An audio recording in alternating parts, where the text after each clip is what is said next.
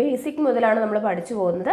അപ്പോൾ 5ാം ക്ലാസ്സിലെ 11ാമത്തെ ചാപ്റ്ററാണ് ആദ്യം നമുക്ക് പഠിക്കേണ്ടത്, നമ്മുടെ ഇന്ത്യ. അപ്പോൾ 5ാം ക്ലാസ് ആയതുകൊണ്ട് തന്നെ വളരെ ബേസിക് ആയിട്ടുള്ള കാര്യങ്ങളായിരിക്കും ഇതിൽ പറയുന്നുണ്ടാവുക. അപ്പോൾ അവിടെ മുതൽ നമുക്ക് അങ്ങോട്ട് പഠിച്ചു പോകാം. ഓക്കെ, അപ്പോൾ നമുക്ക് നോക്കാം നമ്മുടെ ഇന്ത്യ എന്ന് പറയുന്ന ചാപ്റ്റർ. അപ്പോൾ ആദ്യം തന്നെ നമ്മുടെ ഇവിടെ എന്താണ്, പ്രതിജ്ഞയാണ് കൊടുത്തിട്ടുള്ളത്. ഓക്കെ, ഇന്ത്യയുടെ പ്രതിജ്ഞയാണ്, ഇന്ത്യ എൻ്റെ രാജ്യമാണ്, എല്ലാ ഇന്ത്യക്കാരും എൻ്റെ സഹോദരി സഹോദരന്മാരാണ് തുടങ്ങുന്ന പ്രതിജ്ഞയാണ് ഇവിടെ കൊടുത്തിട്ടുള്ളത്. അപ്പോൾ എന്തിനാണ് ഇത് കൊടുത്തിട്ടുള്ളത് എന്ന് വെച്ചാൽ, ഇന്ത്യയുടെ വൈവിധ്യപൂർണമായിട്ടുള്ള പാരമ്പര്യത്തിൽ അഭിമാനം കൊള്ളുന്നവരാണ് നമ്മൾ ഇന്ത്യക്കാർ. വേഷം, ഭാഷ, ആചാരം തുടങ്ങിയവയിലെല്ലാം പുലർത്തുന്ന വൈവിധ്യങ്ങളാണ് ഇന്ത്യയെ വ്യത്യസ്തമാക്കുന്നത്. അപ്പോൾ അത് കാണിക്കാൻ വേണ്ടിയിട്ടാണ് നമ്മൾ എന്ത് ചെയ്യുന്നത്, ഈ പ്രതിജ്ഞ ഇവിടെ കൊടുത്തിട്ടുള്ളത് അല്ലെ. ഇന്ത്യ എന്ന് പറയുമ്പോൾ വേഷം, ഭാഷ, ആചാരം തുടങ്ങിയതിലെല്ലാം വൈവിധ്യം പുലർത്തുന്ന രാജ്യമാണ്. ഭൂപ്രകൃതി, കാലാവസ്ഥ, സസ്യജാലങ്ങൾ, ജനജീവിതം തുടങ്ങിയവയിലൊക്കെയും ഈ വൈവിധ്യങ്ങൾ നമുക്ക് കാണാനായിട്ട് പറ്റും. ഇത്രയേറെ വൈവിധ്യങ്ങൾ ഉണ്ടെങ്കിലും ജാതി, മത, ഭാഷ ഭേദമന്യേ ഏകോദര സഹോദരങ്ങളെ പോലെ ഒറ്റക്കെട്ടായി ജീവിക്കുന്നവരാണ് ഇന്ത്യക്കാർ. ഓക്കെ, അപ്പോൾ ഇത് എന്താണ്, ഇന്ത്യയിലുള്ള വിവിധ വൈവിധ്യങ്ങളെ കുറിച്ചാണ് നമ്മൾ ഈ ഒരു ചാപ്റ്ററിലൂടെ പഠിക്കാനായിട്ട് പോകുന്നത്. ഓക്കെ, അപ്പോൾ ആദ്യം തന്നെ നമ്മുടെ ഇന്ത്യയുടെ സ്ഥാനവും അയൽ രാജ്യങ്ങളെ കുറിച്ചുമാണ് കൊടുത്തിട്ടുള്ളത്. നോക്കാം. അപ്പോൾ ഏത് വൻകരയിലാണ് ഇന്ത്യ സ്ഥിതി ചെയ്യുന്നതെന്ന് പറയാമോ? ഇത് 5ാം ക്ലാസ്സിലെ ടെക്സ്റ്റ് ആയതുകൊണ്ട് അത്രയും ചെറിയ കാര്യങ്ങളാണ്. അപ്പോൾ നമുക്കറിയാം ഏതാണ്, ഏഷ്യയിലാണ് എന്നുള്ളത് നമുക്കറിയാം. അപ്പോൾ ഏഷ്യ എന്ന് പറയുന്ന വൻകരയിലാണ് നമ്മുടെ ഇന്ത്യ സ്ഥിതി ചെയ്യുന്നത്. അപ്പോൾ ഏഷ്യയുടെ ഭൂപടത്തിൽ നിന്നും ഇന്ത്യയുടെ അയൽ രാജ്യങ്ങൾ ഏതെല്ലാം എന്ന് കണ്ടെത്താമോ എന്നൊക്കെ പറഞ്ഞ് കൊടുത്തിട്ടുണ്ട്. അപ്പോൾ നമുക്കതൊക്കെ അറിയുന്ന കാര്യമാണ് അല്ലേ. ഇനി ഇവിടെ നോക്കുക, ഇന്ത്യയുടെ തെക്കു ഭാഗത്തുള്ള സമുദ്രം കണ്ടില്ലേ? അപ്പോൾ ഏതാണ് ഇന്ത്യയുടെ തെക്കു ഭാഗത്തുള്ള സമുദ്രം? ഈ സമുദ്രമാണ് ഇന്ത്യൻ മഹാസമുദ്രം. നമുക്കറിയാം അല്ലേ, തെക്കും വടക്കൊക്കെ എല്ലാവർക്കും അറിയുമെന്ന് വിചാരിക്കുന്നു. അപ്പോൾ ഇന്ത്യ ഇങ്ങനെ കിടക്കുവാണെങ്കിൽ എവിടെയാണ് തെക്ക് വരുന്നത്? താഴെയാണ് സൗത്ത്, നോർത്ത്, ഇവിടെ ഈസ്റ്റ്, ദെൻ ഇവിടെ വെസ്റ്റ്, അങ്ങനെയാണ് വരുന്നത്. അപ്പോൾ തെക്ക് ഭാഗത്ത് സൗത്തിൽ വരുന്നത് ഏതാണ്? ഇന്ത്യൻ മഹാസമുദ്രമാണ്. ഈ സമുദ്രത്തിൻ്റെ കിഴക്ക് ഭാഗം ബംഗാൾ ഉൾക്കടൽ എന്നും, ഓക്കെ, ഈസ്റ്റ് കിഴക്ക് ഇവിടെയാണ് ബംഗാൾ ഉൾക്കടൽ, പടിഞ്ഞാറ് വെസ്റ്റ് എന്താണ്, അറബിക്കടലുമാണ്. ഓക്കെ, അപ്പോൾ തെക്ക് സൗത്ത് ഇന്ത്യൻ മഹാസമുദ്രം, ഈസ്റ്റ് എന്താണ് ബംഗാൾ ഉൾക്കടൽ, വെസ്റ്റ് അറബിക്കടലാണ്. ഇതൊക്കെ നമുക്ക് അറിയുന്ന കാര്യമാണ് അല്ലേ. ഇനി ഇന്ത്യ സംസ്ഥാനങ്ങൾ. ഭരണ സൗകര്യത്തിനായിട്ട് ഇന്ത്യയെ 29 സംസ്ഥാനങ്ങളായി തിരിച്ചിരിക്കുന്നു എന്ന് പറഞ്ഞിട്ടുണ്ട്. ഇപ്പോൾ എത്ര സംസ്ഥാനങ്ങളാണ്? 28 സംസ്ഥാനങ്ങളാണ് ഇപ്പോൾ ഉള്ളത്. ഓക്കെ, അതെല്ലാവർക്കും അറിയുന്നതല്ലേ. അപ്പോൾ ഇന്ത്യയിൽ ഇപ്പോൾ 28 സംസ്ഥാനങ്ങളുണ്ട്. അത് തിരുത്തിയിട്ട് പഠിക്കാം. ദെൻ 2014 ജൂൺ മാസത്തിൽ ആന്ധ്രാപ്രദേശ് സംസ്ഥാനം, സീമാന്ധ്ര, തെലങ്കാന എന്നിങ്ങനെ 2 സംസ്ഥാനങ്ങളായി വിഭജിക്കപ്പെട്ടു. ഓക്കെ, അപ്പോൾ വർഷം ഓർത്തിരിക്കുക, 2014 ജൂൺ മാസത്തിലാണ് ആന്ധ്രാപ്രദേശ് സംസ്ഥാനം എന്താവുന്നത്, 2ആയിട്ട് വിഭജിക്കപ്പെടുന്നത്. സീമാന്ധ്ര എന്നും തെലങ്കാന എന്നും 2 സംസ്ഥാനങ്ങളായി വിഭജിക്കപ്പെടുന്നു. ഏത്? ആന്ധ്രാപ്രദേശ് 2014 ജൂൺ മാസത്തിലാണ്. ഓരോ സംസ്ഥാനത്തിൻ്റെയും ഭരണകേന്ദ്രങ്ങൾ തലസ്ഥാനം എന്ന പേരിലാണ് അറിയപ്പെടുന്നത്. ഓക്കെ, ഓരോ സംസ്ഥാനത്തിൻ്റെയും ഭരണകേന്ദ്രങ്ങൾ അറിയപ്പെടുന്നത് എങ്ങനെയാണ്? തലസ്ഥാനം എന്ന പേരിലാണ് അറിയപ്പെടുന്നത്. ഓക്കെ, അപ്പോൾ ഓരോ സംസ്ഥാനങ്ങളും അവയുടെ തലസ്ഥാന നഗരങ്ങളും കണ്ടെത്തൂ എന്നൊക്കെ പറഞ്ഞ് കൊടുത്തിട്ടുണ്ട്. രാജ്യത്തിൻ്റെ മൊത്തമായ ഭരണം കൈകാര്യം ചെയ്യുന്ന ദേശീയ തലസ്ഥാന നഗരമാണ് എന്ത്? ഡൽഹി. നമുക്കറിയാം അല്ലേ, രാജ്യത്തിൻ്റെ മൊത്തമായ ഭരണം കൈകാര്യം ചെയ്യുന്ന ദേശീയ തലസ്ഥാന നഗരമാണ് ഡൽഹി എന്നുള്ള കാര്യം നമുക്ക് അറിയുന്നതാണ്. ഇനി നമുക്ക് ഇന്ത്യയുടെ ഇവിടെ രാഷ്ട്രീയ ഭൂപടം കൊടുത്തിട്ടുണ്ട്. അപ്പോൾ അതിൽ ഓരോ സംസ്ഥാനങ്ങൾ അടയാളപ്പെടുത്തിയിട്ടുണ്ട്. ഇവിടെ അന്താരാഷ്ട്ര അതിർത്തി, സംസ്ഥാന അതിർത്തി, സംസ്ഥാന തലസ്ഥാനം, ദേശീയ തലസ്ഥാനം എന്നൊക്കെ പറഞ്ഞ് അടയാളപ്പെടുത്തിയിട്ടുണ്ട്. അപ്പം നമ്മൾ നേരത്തെ പറഞ്ഞ അതായത് തെക്ക് കിടക്കുന്നു ഇന്ത്യൻ മഹാസമുദ്രം, ഇവിടെ കിഴക്ക് ബംഗാൾ ഉൾക്കടൽ, പടിഞ്ഞാറ് അറബിക്കടലൊക്കെ കിടക്കുന്നുണ്ട്, കാണുന്നുണ്ടല്ലോ. ഓക്കെ, ഇനി സംസ്ഥാനങ്ങളെ കൂടാതെ അടുത്തത് പറയുന്നത് എന്താണ്? കേന്ദ്രഭരണ പ്രദേശങ്ങളാണ്. ഇവിടെ സംസ്ഥാനങ്ങളെ കൂടാതെ പോണ്ടിച്ചേരി, ദാമൻ ദിയു, ദാദ്ര നഗർ ഹവേലി, ചണ്ഡീഗഡ്, ലക്ഷദ്വീപ്, ആൻഡമാൻ നിക്കോബാർ ദ്വീപ സമൂഹം എന്നീ 6 കേന്ദ്രഭരണ പ്രദേശങ്ങളുണ്ട് എന്ന് കൊടുത്തിട്ടുണ്ട്. ഇപ്പം എത്രയാണ്? 6 അല്ല, 8 കേന്ദ്രഭരണ പ്രദേശങ്ങളുണ്ട്. അതിലേതാണ് വരുന്നത്? അഡീഷണൽ ആയിട്ട് വരുന്നത് ലഡാക്കും ജമ്മു ആൻഡ് കാശ്മീരും വരുന്നുണ്ട് അല്ലേ. അപ്പോൾ പോണ്ടിച്ചേരി, ദാമൻ ദിയു, ദാദ്ര നഗർ ഹവേലി, ചണ്ഡീഗഡ്, ലക്ഷദ്വീപ്, ആൻഡമാൻ നിക്കോബാർ, ലഡാക്ക് ആൻഡ് ആൻഡ് ജമ്മു കാശ്മീർ. അങ്ങനെ 8 കേന്ദ്രഭരണ പ്രദേശങ്ങൾ ഇന്ന് നിലവിൽ ഇന്ത്യയിലുണ്ട്. ഓക്കെ, അപ്പോൾ അതും നമുക്ക് അറിയുന്നതാണ്. ഇനി അടുത്തത് നമ്മുടെ ഇന്ത്യയുടെ ഭൂപ്രകൃതിയാണ് പറയുന്നത്. ഓക്കെ, അപ്പോൾ ഇന്ത്യയുടെ ഭൂപ്രകൃതി നോക്കാം. പർവ്വതങ്ങൾ, പീഠഭൂമികൾ, സമതലങ്ങൾ, ദ്വീപുകൾ എന്നിങ്ങനെ വിവിധ ഭൂരൂപങ്ങൾ ഭൂമിയിലുണ്ട്. നമുക്കറിയുന്നതാണ് അല്ലേ, പർവ്വതങ്ങളുണ്ട്, പീഠഭൂമികളുണ്ട്, സമതലങ്ങളുണ്ട്, ദ്വീപുകളൊക്കെ ഉണ്ട്. അപ്പോൾ ഒരു ഭൂപ്രദേശത്തിൽ കാണപ്പെടുന്ന ഇത്തരം സവിശേഷതകളാണ് അവിടുത്തെ ഭൂപ്രകൃതി. ഓക്കെ, അപ്പോൾ ഭൂമിയുടെ ഒരു ഭാഗം എടുത്തു കഴിഞ്ഞാൽ അവിടെ പർവ്വതങ്ങൾ ഉണ്ടാവാം, പീഠഭൂമികൾ ഉണ്ടാവാം, സമതലങ്ങൾ ഉണ്ടാവാം, ദ്വീപുകൾ ഉണ്ടാവാം. അപ്പോൾ ഇങ്ങനെ ഒരു ഭൂപ്രദേശത്തിൽ കാണപ്പെടുന്ന ഈ സവിശേഷതകളൊക്കെയാണ് നമ്മൾ എന്ത് പറയുക, ആ പ്രദേശത്തെ ഭൂപ്രകൃതി എന്ന് പറയുന്നത്.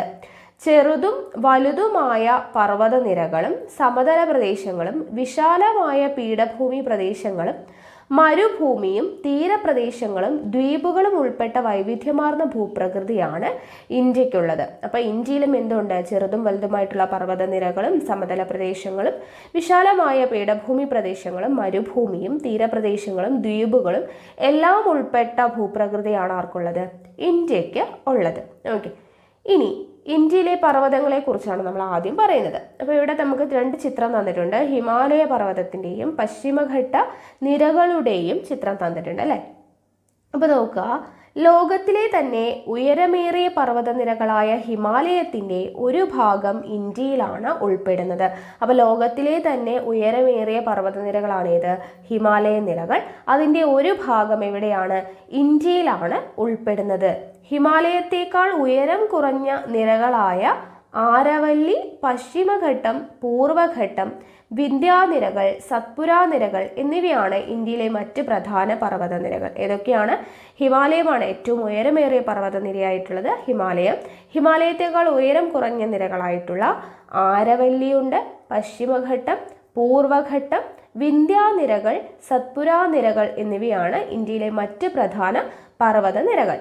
അപ്പോൾ ഈ പർവ്വതനിരകളിൽ നിന്നെല്ലാം അനേകം നദികൾ ഉത്ഭവിക്കുന്നുണ്ട്. ഓക്കെ, വളരെ ബേസിക് ആയിട്ടുള്ള കാര്യങ്ങളാണ് കേട്ടോ ഇതിൽ പഠിക്കുന്നത്. അപ്പോൾ ഇത് മുതൽ അങ്ങോട്ട് പഠിച്ചു പോകുമ്പോൾ നമുക്ക് കുറച്ചുകൂടെ ഈസി ആയിട്ട് കാര്യങ്ങൾ മനസ്സിലാക്കി പഠിക്കാനായിട്ട് പറ്റും. ഓക്കെ, അപ്പോൾ നോക്കുക, അടുത്തത് ഇന്ത്യയിലെ സമതലങ്ങൾ.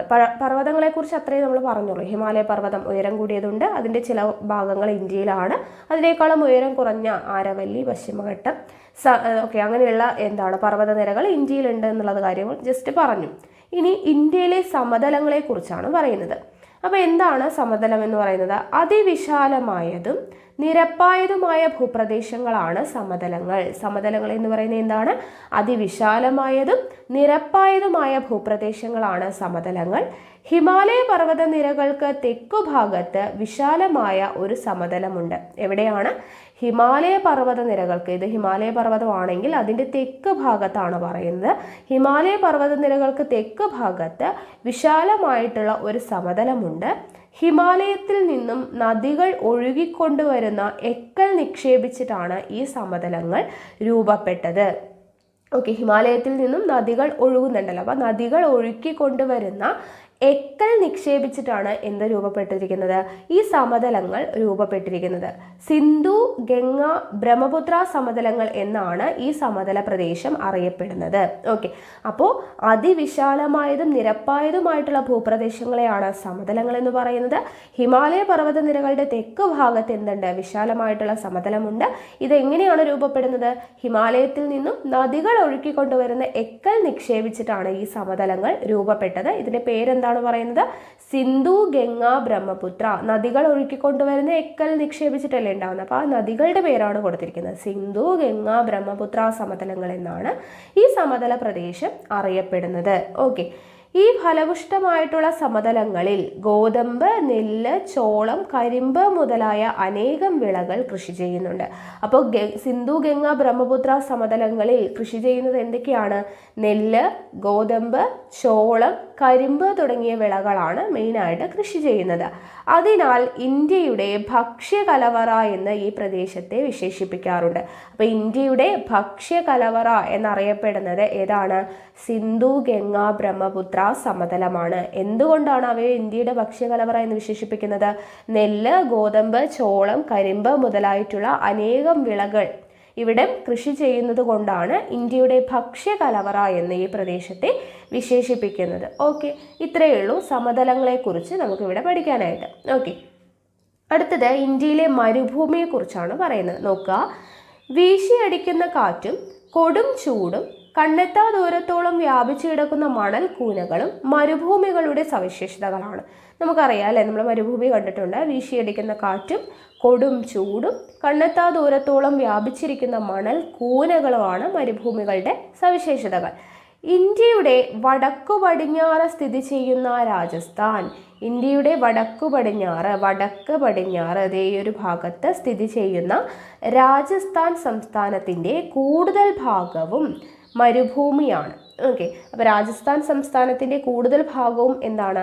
മരുഭൂമിയാണ്. ഓക്കെ, ഇന്ത്യയുടെ വടക്ക് പടിഞ്ഞാറ് സ്ഥിതി ചെയ്യുന്ന രാജസ്ഥാൻ സംസ്ഥാനത്തിൻ്റെ കൂടുതൽ ഭാഗവും എന്താണ്? മരുഭൂമിയാണ്. ധാർ മരുഭൂമി എന്നറിയപ്പെടുന്ന ഈ പ്രദേശത്ത് മഴ വളരെ കുറവായതിനാൽ ജനവാസവും കൃഷിയും കുറവാണ്. അപ്പോൾ രാജസ്ഥാൻ സംസ്ഥാനത്തിൻ്റെ കൂടുതൽ ഭാഗവും മരുഭൂമിയാണെന്ന് അറിയപ്പെടുന്നു. അപ്പോൾ ആ മരുഭൂമിയുടെ പേരാണ് ധാർ മരുഭൂമി. രാജസ്ഥാനിലെ മരുഭൂമിയുടെ പേരെന്താണ്? ധാർ മരുഭൂമിയാണ്. ഇവിടെ മഴ എന്ന് പറയുന്നത് വളരെ കുറവാണ്, അതുകൊണ്ട് തന്നെ ജനവാസവും കൃഷിയും കുറവാണ്. ഓക്കെ, ഇനി അത്രയാണ് നമുക്ക് മരുഭൂമിയെക്കുറിച്ച് പറയുന്നത്. അടുത്തത് ഇന്ത്യയിലെ പീഠഭൂമികളെ കുറിച്ചാണ് പറയുന്നത്. ഓക്കെ, അപ്പോൾ ഇവിടെ ഡെക്കാൻ പീഠഭൂമിയുടെ ചിത്രം കൊടുത്തിട്ടുണ്ട്. നോക്കുക, ചുറ്റുമുള്ള പ്രദേശങ്ങളെ അപേക്ഷിച്ച് ഉയർന്നതും മുകൾ ഭാഗം ഏറെക്കുറെ നിരപ്പായതുമായ ഭൂപ്രദേശങ്ങളാണ് പീഠഭൂമികൾ. എന്താണ് പീഠഭൂമികൾ? ചുറ്റുമുള്ള പ്രദേശങ്ങളെ അപേക്ഷിച്ച് ഉയർന്നതും മുകൾ ഭാഗം ഏറെക്കുറെ നിരപ്പായതുമായ ഭൂപ്രദേശങ്ങളെയാണ് പീഠഭൂമികൾ എന്ന് പറയുന്നത്. ഇന്ത്യയിലെ ഏറ്റവും വലിയ പീഠഭൂമിയാണ് ഡെക്കാൻ പീഠഭൂമി. ഓക്കെ, ഇമ്പോർട്ടൻ്റ് ആണ്. ഇന്ത്യയിലെ ഏറ്റവും വലിയ പീഠഭൂമി ഏതാണ്? ഡെക്കാൻ പീഠഭൂമിയാണ്. മാൾവ, ഛോട്ടാ നാഗ്പൂർ എന്നിവയാണ് മറ്റ് പ്രധാന പീഠഭൂമികൾ. അപ്പോൾ ഡെക്കാൻ പീഠഭൂമിയുണ്ട്, മാൾവ പീഠഭൂമിയുണ്ട്, ഛോട്ടാ നാഗ്പൂർ പീഠഭൂമിയുണ്ട്. അതിൽ ഇന്ത്യയിലെ ഏറ്റവും വലിയ പീഠഭൂമി ഏതാണെന്ന് ചോദിച്ചാൽ ഏതാണ്? അത് ഡെക്കാൻ പീഠഭൂമിയാണ്. ഇത്രയാണ് പീഠഭൂമിയെക്കുറിച്ച്. ഓക്കെ, ബേസിക് ആയിട്ടുള്ള കാര്യങ്ങൾ. ഇനി ഇന്ത്യയിലെ തീരപ്രദേശങ്ങളെക്കുറിച്ചാണ് പറയുന്നത്. അപ്പോൾ സമുദ്രത്തോട് ചേർന്ന് സ്ഥിതി ചെയ്യുന്ന നിരപ്പായ ഭൂപ്രദേശങ്ങളെയാണ് എന്തെന്ന് പറയുന്നത്? തീരപ്രദേശങ്ങൾ എന്ന് പറയുന്നത്. സമുദ്രത്തോട് ചേർന്ന് സ്ഥിതി ചെയ്യുന്ന നിരപ്പായ ഭൂപ്രദേശങ്ങളാണ്. നമുക്കറിയാം, തീരപ്രദേശങ്ങൾ നമ്മൾ കണ്ടിട്ടുണ്ട് അല്ലേ? അപ്പോൾ നീളമേറിയ തീരപ്രദേശമാണ് ആർക്കുള്ളത്? ഇന്ത്യക്ക് ഉള്ളത്. ഓക്കെ, അപ്പോൾ ഇന്ത്യയുടെ ഏറ്റവും തെക്ക് ഭാഗത്ത് സ്ഥിതി ചെയ്യുന്ന തീരപ്രദേശമുള്ള സംസ്ഥാനം ഏതാണെന്ന് ഭൂപടത്തിൽ നിന്ന് കണ്ടെത്തുക എന്നൊക്കെ പറഞ്ഞ് കുറച്ച് വർക്കുകളൊക്കെ കൊടുത്തിട്ടുണ്ട്. അതൊക്കെ 5ാം ക്ലാസ്സിലെ കുട്ടികൾക്ക് വേണ്ടിയിട്ടുള്ളതാണ്. ഇനി ഇന്ത്യയിലെ ദ്വീപുകൾ. ഓക്കെ, ഇന്ത്യയിലെ ദ്വീപുകൾ നോക്കാം. സമുദ്രത്താൽ ചുറ്റപ്പെട്ട കരഭാഗത്തെയാണ് ദ്വീപുകൾ എന്ന് പറയുന്നത്. ഓക്കെ, സമുദ്രത്താൽ ചുറ്റപ്പെട്ട കരഭാഗങ്ങളെയാണ് ദ്വീപുകൾ എന്ന് പറയുന്നത്. ഇന്ത്യയുടെ ഭാഗമായ അനേകം ദ്വീപുകൾ ഇന്ത്യൻ മഹാസമുദ്രത്തിൽ സ്ഥിതി ചെയ്യുന്നുണ്ട്. ഇന്ത്യയിലെ ദ്വീപ സമൂഹങ്ങളാണ് അറബിക്കടലിലെ ലക്ഷദ്വീപും ബംഗാൾ ഉൾക്കടലിലെ ആൻഡമാൻ നിക്കോബാർ ദ്വീപ സമൂഹങ്ങളും. ഓക്കെ, അപ്പോൾ എന്താണ് ദ്വീപുകൾ എന്ന് പറയുന്നത്? സമുദ്രത്താൽ ചുറ്റപ്പെട്ട കരഭാഗങ്ങളെയാണ് ദ്വീപുകൾ എന്ന് പറയുന്നത്. ഇന്ത്യയുടെ ഭാഗമായിട്ടും എന്തുണ്ട്? അനേകം ദ്വീപുകളുണ്ട്. അപ്പോൾ അതിൽ ഇന്ത്യയിലെ ദ്വീപ സമൂഹങ്ങൾ ഏതൊക്കെയാണ്? അറബിക്കടലിലെ ലക്ഷദ്വീപും, അപ്പോൾ ലക്ഷദ്വീപ് എവിടെയാണ്? അറബിക്കടലിലാണ്. ബംഗാൾ ഉൾക്കടലിലെ ആൻഡമാൻ നിക്കോബാർ ദ്വീപ സമൂഹവും. ഓക്കെ, അതാണ് ഇന്ത്യയിലെ മെയിൻ ആയിട്ടുള്ള ദ്വീപുകൾ എന്ന് പറയുന്നത്. ഓക്കെ ആണല്ലോ. ഇവിടെ ചിത്രം കൊടുത്തിരിക്കുന്നുണ്ടോ? ലക്ഷദ്വീപിൻ്റെ ചിത്രം കൊടുത്തിട്ടുണ്ട്, ആൻഡമാൻ നിക്കോബാർ ദ്വീപുകളുടെ ചിത്രം കൊടുത്തിട്ടുണ്ട്. ഓക്കെ, ഇനി അടുത്തത് ഇന്ത്യയിലെ നദികളെ കുറിച്ചാണ് കൊടുത്തിട്ടുള്ളത്. നോക്കുക, ഇന്ത്യയിലെ പ്രധാന പർവ്വതനിരകളെ കുറിച്ച് നമ്മൾ പറഞ്ഞു അല്ലേ? ഹിമാലയ പർവ്വതനിരകളെ കുറിച്ചൊക്കെ പറഞ്ഞു. ഇതിൽ മിക്ക പർവ്വതനിരകളും അനേകം നദികളുടെ ഉത്ഭവ സ്ഥാനങ്ങളാണ്. അതും നമ്മൾ പറഞ്ഞു. അനേകം നദികൾ ഉത്ഭവിക്കുന്നുണ്ട് ഈ പർവ്വതനിരകളിൽ നിന്നെല്ലാം അല്ലേ? അപ്പോൾ ഹിമാലയ പർവ്വതനിരകളിൽ നിന്ന് ഉത്ഭവിക്കുന്ന സിന്ധു, ഗംഗ, ബ്രഹ്മപുത്ര എന്നിവയും ഉപദ്വീപിലെ ഉയർന്ന പ്രദേശങ്ങളിൽ നിന്നും ഉത്ഭവിക്കുന്ന മഹാനദി, ഗോദാവരി, കൃഷ്ണ, കാവേരി, നർമ്മദ, താപ്തി എന്നീ നദികളുമാണ് ഇന്ത്യയിലെ പ്രധാന നദികൾ. അപ്പോൾ നമുക്ക് ഇവിടെ 2 കാര്യങ്ങൾ പഠിക്കാനുണ്ട്. എന്തൊക്കെയാണ്? ഒന്ന്, ഹിമാലയ പർവ്വതനിരകളിൽ നിന്നും ഉത്ഭവിക്കുന്ന നദികൾ ഏതൊക്കെയാണ്? സിന്ധു, ഗംഗ, ബ്രഹ്മപുത്ര. ഓക്കെ, ഈ 3 നദികളാണ് എവിടെ നിന്ന് ഉത്ഭവിക്കുന്നത്? ഹിമാലയ പർവ്വത നിരകളിൽ നിന്നും ഉത്ഭവിക്കുന്നത്. ഇനി ഉപദ്വീപിലെ ഉയർന്ന പ്രദേശങ്ങൾ, അപ്പോൾ ഉപദ്വീപിൽ നിന്നും എന്താണ് ഉത്ഭവിക്കുന്ന നദികൾ ഏതൊക്കെയാണ്? മഹാനദി, ഗോദാവരി, കൃഷ്ണ, കാവേരി, നർമ്മദ, താപ്തി എന്നീ നദികളുമാണ് ഇന്ത്യയിലെ പ്രധാന നദികൾ എന്നാണ് പറയുന്നത്. ഓക്കെ, അപ്പോൾ ഹിമാലയ പർവ്വത നിരകളിൽ നിന്നൊക്കെ നദികൾ ഉത്ഭവിക്കുന്നുണ്ട്. ഹിമാലയ പർവ്വത നിരകളിൽ നിന്ന് ഉത്ഭവിക്കുന്ന നദികളാണ് സിന്ധു, ഗംഗ, ബ്രഹ്മപുത്ര. അതുകൊണ്ടാണ് ആ നദികൾ കൊണ്ടുവരുന്ന എക്കൽ നിക്ഷേപിച്ചുണ്ടാവുന്ന സമതലങ്ങളെ നമ്മൾ സിന്ധു, ഗംഗ, ബ്രഹ്മപുത്ര എന്ന സമതലത്തെ പേര് പറയുന്നത്. ഹിമാലയത്തിന്റെ തെക്ക് ഭാഗത്തായിട്ട് കാണപ്പെടുന്നുണ്ടെന്ന് പറഞ്ഞില്ലേ സമതലങ്ങൾ, അതുകൊണ്ടാണ് ആ പേര് വന്നത്. ഓക്കെ, അപ്പോൾ സിന്ധു, ഗംഗ, ബ്രഹ്മപുത്ര എന്നീ നദികളാണ് ഹിമാലയ പർവ്വത നിരകളിൽ നിന്നും ഉത്ഭവിക്കുന്നത്. ഉപദ്വീപിൽ നിന്നും ഉത്ഭവിക്കുന്ന ഏതാണ്? മഹാനദി, ഗോദാവരി, കൃഷ്ണ, കാവേരി, നർമ്മദ, താപ്തി എന്നീ നദികളുമാണ് ഉള്ളത്. ഓക്കെ, അപ്പോൾ അതാണ് ഇന്ത്യയിലെ പ്രധാനപ്പെട്ട നദികൾ. ഇനി അടുത്തത് ഇന്ത്യയുടെ കാലാവസ്ഥയാണ് പറയുന്നത്. വളരെയധികം വൈവിധ്യമുള്ള കാലാവസ്ഥയാണ് ഇന്ത്യയിൽ നിലനിൽക്കുന്നത്. ഇന്ത്യയിൽ മഴക്കാലം, ശൈത്യകാലം, വേനൽക്കാലം എന്നിങ്ങനെയുള്ള ഋതുക്കളാണ് അനുഭവപ്പെടുന്നത്. നമുക്കറിയുന്ന കാര്യമാണ് അല്ലേ? മഴക്കാലമുണ്ട്, ശൈത്യകാലമുണ്ട്, വേനൽക്കാലമുണ്ട്. അപ്പോൾ ഇങ്ങനെയുള്ള ഋതുക്കളാണ് അനുഭവപ്പെടുന്നത്.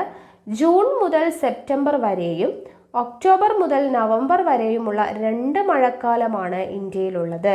ഓക്കെ, ഒന്ന് ജൂൺ മുതൽ സെപ്റ്റംബർ വരെയും അല്ലേ, നമ്മൾ സ്കൂളൊക്കെ തുറക്കുന്ന സമയത്ത് സ്റ്റാർട്ട് ചെയ്യുന്ന മഴ. അപ്പോൾ ജൂൺ മുതൽ സെപ്റ്റംബർ വരെയുണ്ട്, ഒക്ടോബർ മുതൽ നവംബർ വരെയുമുള്ള 2 മഴക്കാലമാണ് ഉള്ളത്. അറബിക്കടലിനോട് ചേർന്ന പടിഞ്ഞാറൻ തീരപ്രദേശങ്ങളിലും വടക്കുകിഴക്കൻ സംസ്ഥാനങ്ങളിലും ഈ കാലയളവുകളിൽ ധാരാളം മഴ ലഭിക്കുന്നുണ്ട്. ഓക്കെ, അപ്പോൾ അറബിക്കടലിനോട് ചേർന്നിട്ടുള്ള പടിഞ്ഞാറൻ തീരപ്രദേശങ്ങളിലും അതുപോലെ തന്നെ വടക്ക് കിഴക്കൻ സംസ്ഥാനങ്ങളിലും ഈ കാലയളവുകളിൽ മഴ ലഭിക്കുന്നുണ്ട്. ഇന്ത്യയിൽ ഏറ്റവും അധികം മഴ ലഭിക്കുന്ന പ്രദേശമാണ് മേഘാലയയിലെ ചിറാപുഞ്ചി. ഇമ്പോർട്ടൻ്റ് ആണ് കേട്ടോ.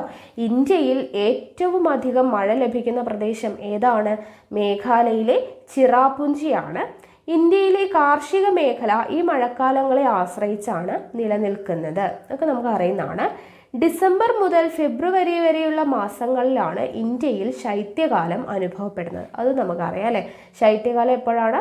ഡിസംബർ മുതൽ ഫെബ്രുവരി വരെയുള്ള മാസങ്ങളിലാണ് ഇന്ത്യയിൽ ശൈത്യകാലം അനുഭവപ്പെടുന്നത്. ശൈത്യകാലത്തെ തുടർന്ന് മാർച്ച്, ഏപ്രിൽ, മെയ് മാസങ്ങളിൽ എന്താണ്? ഇന്ത്യയിൽ ഉഷ്ണകാലം അനുഭവപ്പെടുന്നു. ഓക്കെ, ഇതൊക്കെ നമുക്ക് വളരെ ബേസിക് ആയിട്ടുള്ള കാര്യങ്ങളാണ്. പക്ഷെ നമുക്ക് 5ാം ക്ലാസ് ആയതുകൊണ്ട് അത്രത്തോളം കാര്യങ്ങൾ ഇവിടെ വരുള്ളൂ. ഓക്കെ, ഇനി അങ്ങോട്ട് നമ്മൾ വലിയ ക്ലാസ്സുകളിലൊക്കെ കൂടുതൽ കാര്യങ്ങൾ പഠിക്കും. ഓക്കെ ആണല്ലോ. അപ്പോൾ നമ്മൾ കാലാവസ്ഥ പഠിച്ചു. ഇനി ഇന്ത്യ നൈസർഗിക സസ്യജാലങ്ങളും ജന്തുക്കളും. ഓക്കെ, നോക്കാം. ഇന്ത്യയുടെ ഭൂപ്രകൃതിയിലും കാലാവസ്ഥയിലും ഏറെ വൈവിധ്യങ്ങളുണ്ടെന്ന് നിങ്ങൾ മനസ്സിലാക്കിയല്ലോ. നമ്മൾ പറഞ്ഞല്ലേ, ഭൂപ്രകൃതിയിലും കാലാവസ്ഥയിലും ഒക്കെ വൈവിധ്യങ്ങളുണ്ടെന്ന് പറഞ്ഞു. ഈ വൈവിധ്യങ്ങൾക്കനുസൃതമായി സസ്യജാലങ്ങളിലും ജന്തുക്കളിലും ഒട്ടനവധി വൈവിധ്യങ്ങൾ നമുക്ക് കാണാം. ഓക്കെ, ഭൂപ്രകൃതിയും കാലാവസ്ഥയിലും ഉള്ള വൈവിധ്യങ്ങൾ പോലെ തന്നെ സസ്യജാലങ്ങളിലും ജന്തുക്കളിലും നമുക്ക് വൈവിധ്യങ്ങൾ കാണാനായിട്ട് പറ്റും. മഴക്കാടുകൾ, ഇലപൊഴിയും കാടുകൾ, മുൾക്കാടുകൾ, കുറ്റിക്കാടുകൾ, പുൽപ്രദേശങ്ങൾ മുതലായ നൈസർഗിക സസ്യജാലങ്ങളും ഇന്ത്യയിലുണ്ട്. ഇന്ത്യയിലുള്ള നൈസർഗിക സസ്യജാലങ്ങൾ ഏതൊക്കെയാണ്? മഴക്കാടുകളുണ്ട്, ഇലപൊഴിയും കാടുകൾ, മുൾക്കാടുകളും കുറ്റിക്കാടുകളും, പുൽപ്രദേശങ്ങൾ തുടങ്ങിയ നൈസർഗിക സസ്യജാലങ്ങൾ ഇന്ത്യയിലുണ്ട്. ഇവിടെ മഴക്കാടിൻ്റെയും ഇലപൊഴിയും കാടിൻ്റെയും ഒക്കെ ചിത്രം കൊടുത്തിട്ടുണ്ട്. ആന, സിംഹം, കടുവ, പുലി, കാട്ടുപോത്ത്, മാന്, മയില്, വേഴാമ്പൽ മുതലായ അനേകം പക്ഷി മൃഗാദികളുടെ ആവാസ കേന്ദ്രങ്ങളായ ഈ പ്രദേശങ്ങൾ ഇന്ത്യയുടെ വിലമതിക്കാനാകാത്ത സമ്പത്താണ് എന്നതിൽ സംശയമില്ല. ഓക്കെ, അപ്പോൾ അങ്ങനെയുള്ള നൈസർഗിക സസ്യജാലങ്ങളുണ്ട്. ഇവിടെ പുൽപ്രദേശം കൊടുത്തിട്ടുണ്ട്, മുൾക്കാട് കൊടുത്തിട്ടുണ്ട്. ഓക്കെ, അപ്പോൾ അത് മനസ്സിലായല്ലോ. ഇനി അടുത്തത് നോക്കുക, നമ്മൾ ഇന്ത്യക്കാർ എന്ന് പറഞ്ഞു കൊടുത്തിട്ടുണ്ട്. നോക്കുക, ഭൂപ്രകൃതി, കാലാവസ്ഥ, സസ്യജന്തുജാലങ്ങൾ ഇവയിലൊക്കെ ഇന്ത്യയിൽ ഒരുപാട് വൈവിധ്യങ്ങളുണ്ട്. നമ്മൾ പഠിച്ചു അല്ലേ? അപ്പോൾ ഈ വൈവിധ്യങ്ങൾക്കനുസൃതമായി ജനജീവിതത്തിലും എന്തുണ്ട്? വൈവിധ്യങ്ങളുണ്ട്. ഓക്കെ, ജനങ്ങളുടെ ജീവിതത്തിലും വൈവിധ്യങ്ങളുണ്ട്. ദക്ഷിണേന്ത്യക്കാർക്ക് അരിയാണ് പ്രധാന ഭക്ഷ്യധാന്യമെങ്കിൽ ഉത്തരേന്ത്യക്കാർക്ക് ഗോതമ്പാണ് പ്രധാന ഭക്ഷ്യധാന്യം. അപ്പോൾ ദക്ഷിണേന്ത്യക്കാരുടെ പ്രധാന ഭക്ഷണം എന്താണ്? അരിയാണ്. നമുക്കറിയാം അല്ലേ, ദക്ഷിണേന്ത്യക്കാരുടെ പ്രധാന ഭക്ഷണം അരിയാണ്. ഉത്തരേന്ത്യക്കാരുടെ ഭക്ഷണം ഏതാണ്? പ്രധാന ഭക്ഷണം ഗോതമ്പാണ്. ആഹാര രീതിയിൽ പ്രാദേശികമായിട്ടുള്ള ഈ വ്യത്യാസങ്ങൾ എങ്ങനെയാണ് വരുന്നത് എന്നൊക്കെ പറഞ്ഞ് ഇവിടെ കുറച്ച് കാര്യങ്ങൾ കൊടുത്തിട്ടുണ്ട്. നോക്കുക, ദക്ഷിണേന്ത്യക്കാർ പൊതുവെ പരുത്തി വസ്ത്രങ്ങളാണ് പ്രധാനമായും ഉപയോഗിക്കുന്നത്. അപ്പോൾ ദക്ഷിണേന്ത്യക്കാരുടെ ഫുഡ് എന്താന്ന് പറഞ്ഞു? അരിയാണ്. ഉത്തരേന്ത്യക്കാരുടെ ഗോതമ്പാണ്. ദക്ഷിണേന്ത്യക്കാർ പൊതുവെ ഉപയോഗിക്കുന്ന വസ്ത്രങ്ങൾ പരുത്തി വസ്ത്രങ്ങളാണ് ഉപയോഗിക്കുന്നത്. എന്നാൽ പർവ്വത പ്രദേശങ്ങളിൽ കമ്പിളി വസ്ത്രങ്ങൾക്കാണ് പ്രാമുഖ്യം. ഓക്കെ, പർവ്വത പ്രദേശങ്ങളിൽ കമ്പിളി വസ്ത്രങ്ങളാണ് ഉപയോഗിക്കുന്നത്. ദക്ഷിണേന്ത്യക്കാർ ഉപയോഗിക്കുന്നത് പരുത്തി വസ്ത്രങ്ങളാണ്. ഇനി ആഘോഷങ്ങളിലുമുണ്ട് വൈവിധ്യങ്ങൾ. എന്താണ്? കേരളീയരുടെ ദേശീയ ഉത്സവമാണല്ലോ ഓണം. അപ്പം കേരളീയരുടെ ദേശീയ ഉത്സവം ഏതാണ്? ഓണമാണ്. തമിഴ്നാട്ടിൽ പൊങ്കലാണ് പ്രധാന ആഘോഷം. ഓക്കെ, തമിഴ്നാട്ടിലെ പൊങ്കലാണ് നമുക്കറിയുന്നതാണ്. ആസാമിലെ പ്രധാന ആഘോഷമാണ് ബിഹു. ആസാമിലെ ബിഹു. ഉത്തരേന്ത്യയിൽ ഹോളി എന്നിങ്ങനെ ആഘോഷങ്ങളിലും ആചാരങ്ങളിലും വൈവിധ്യം പ്രകടമാണ്. അപ്പോൾ ഇവിടെ പഠിച്ചു വയ്ക്കുക, കേരളീയരുടെ ദേശീയോത്സവം ഓണമാണ്.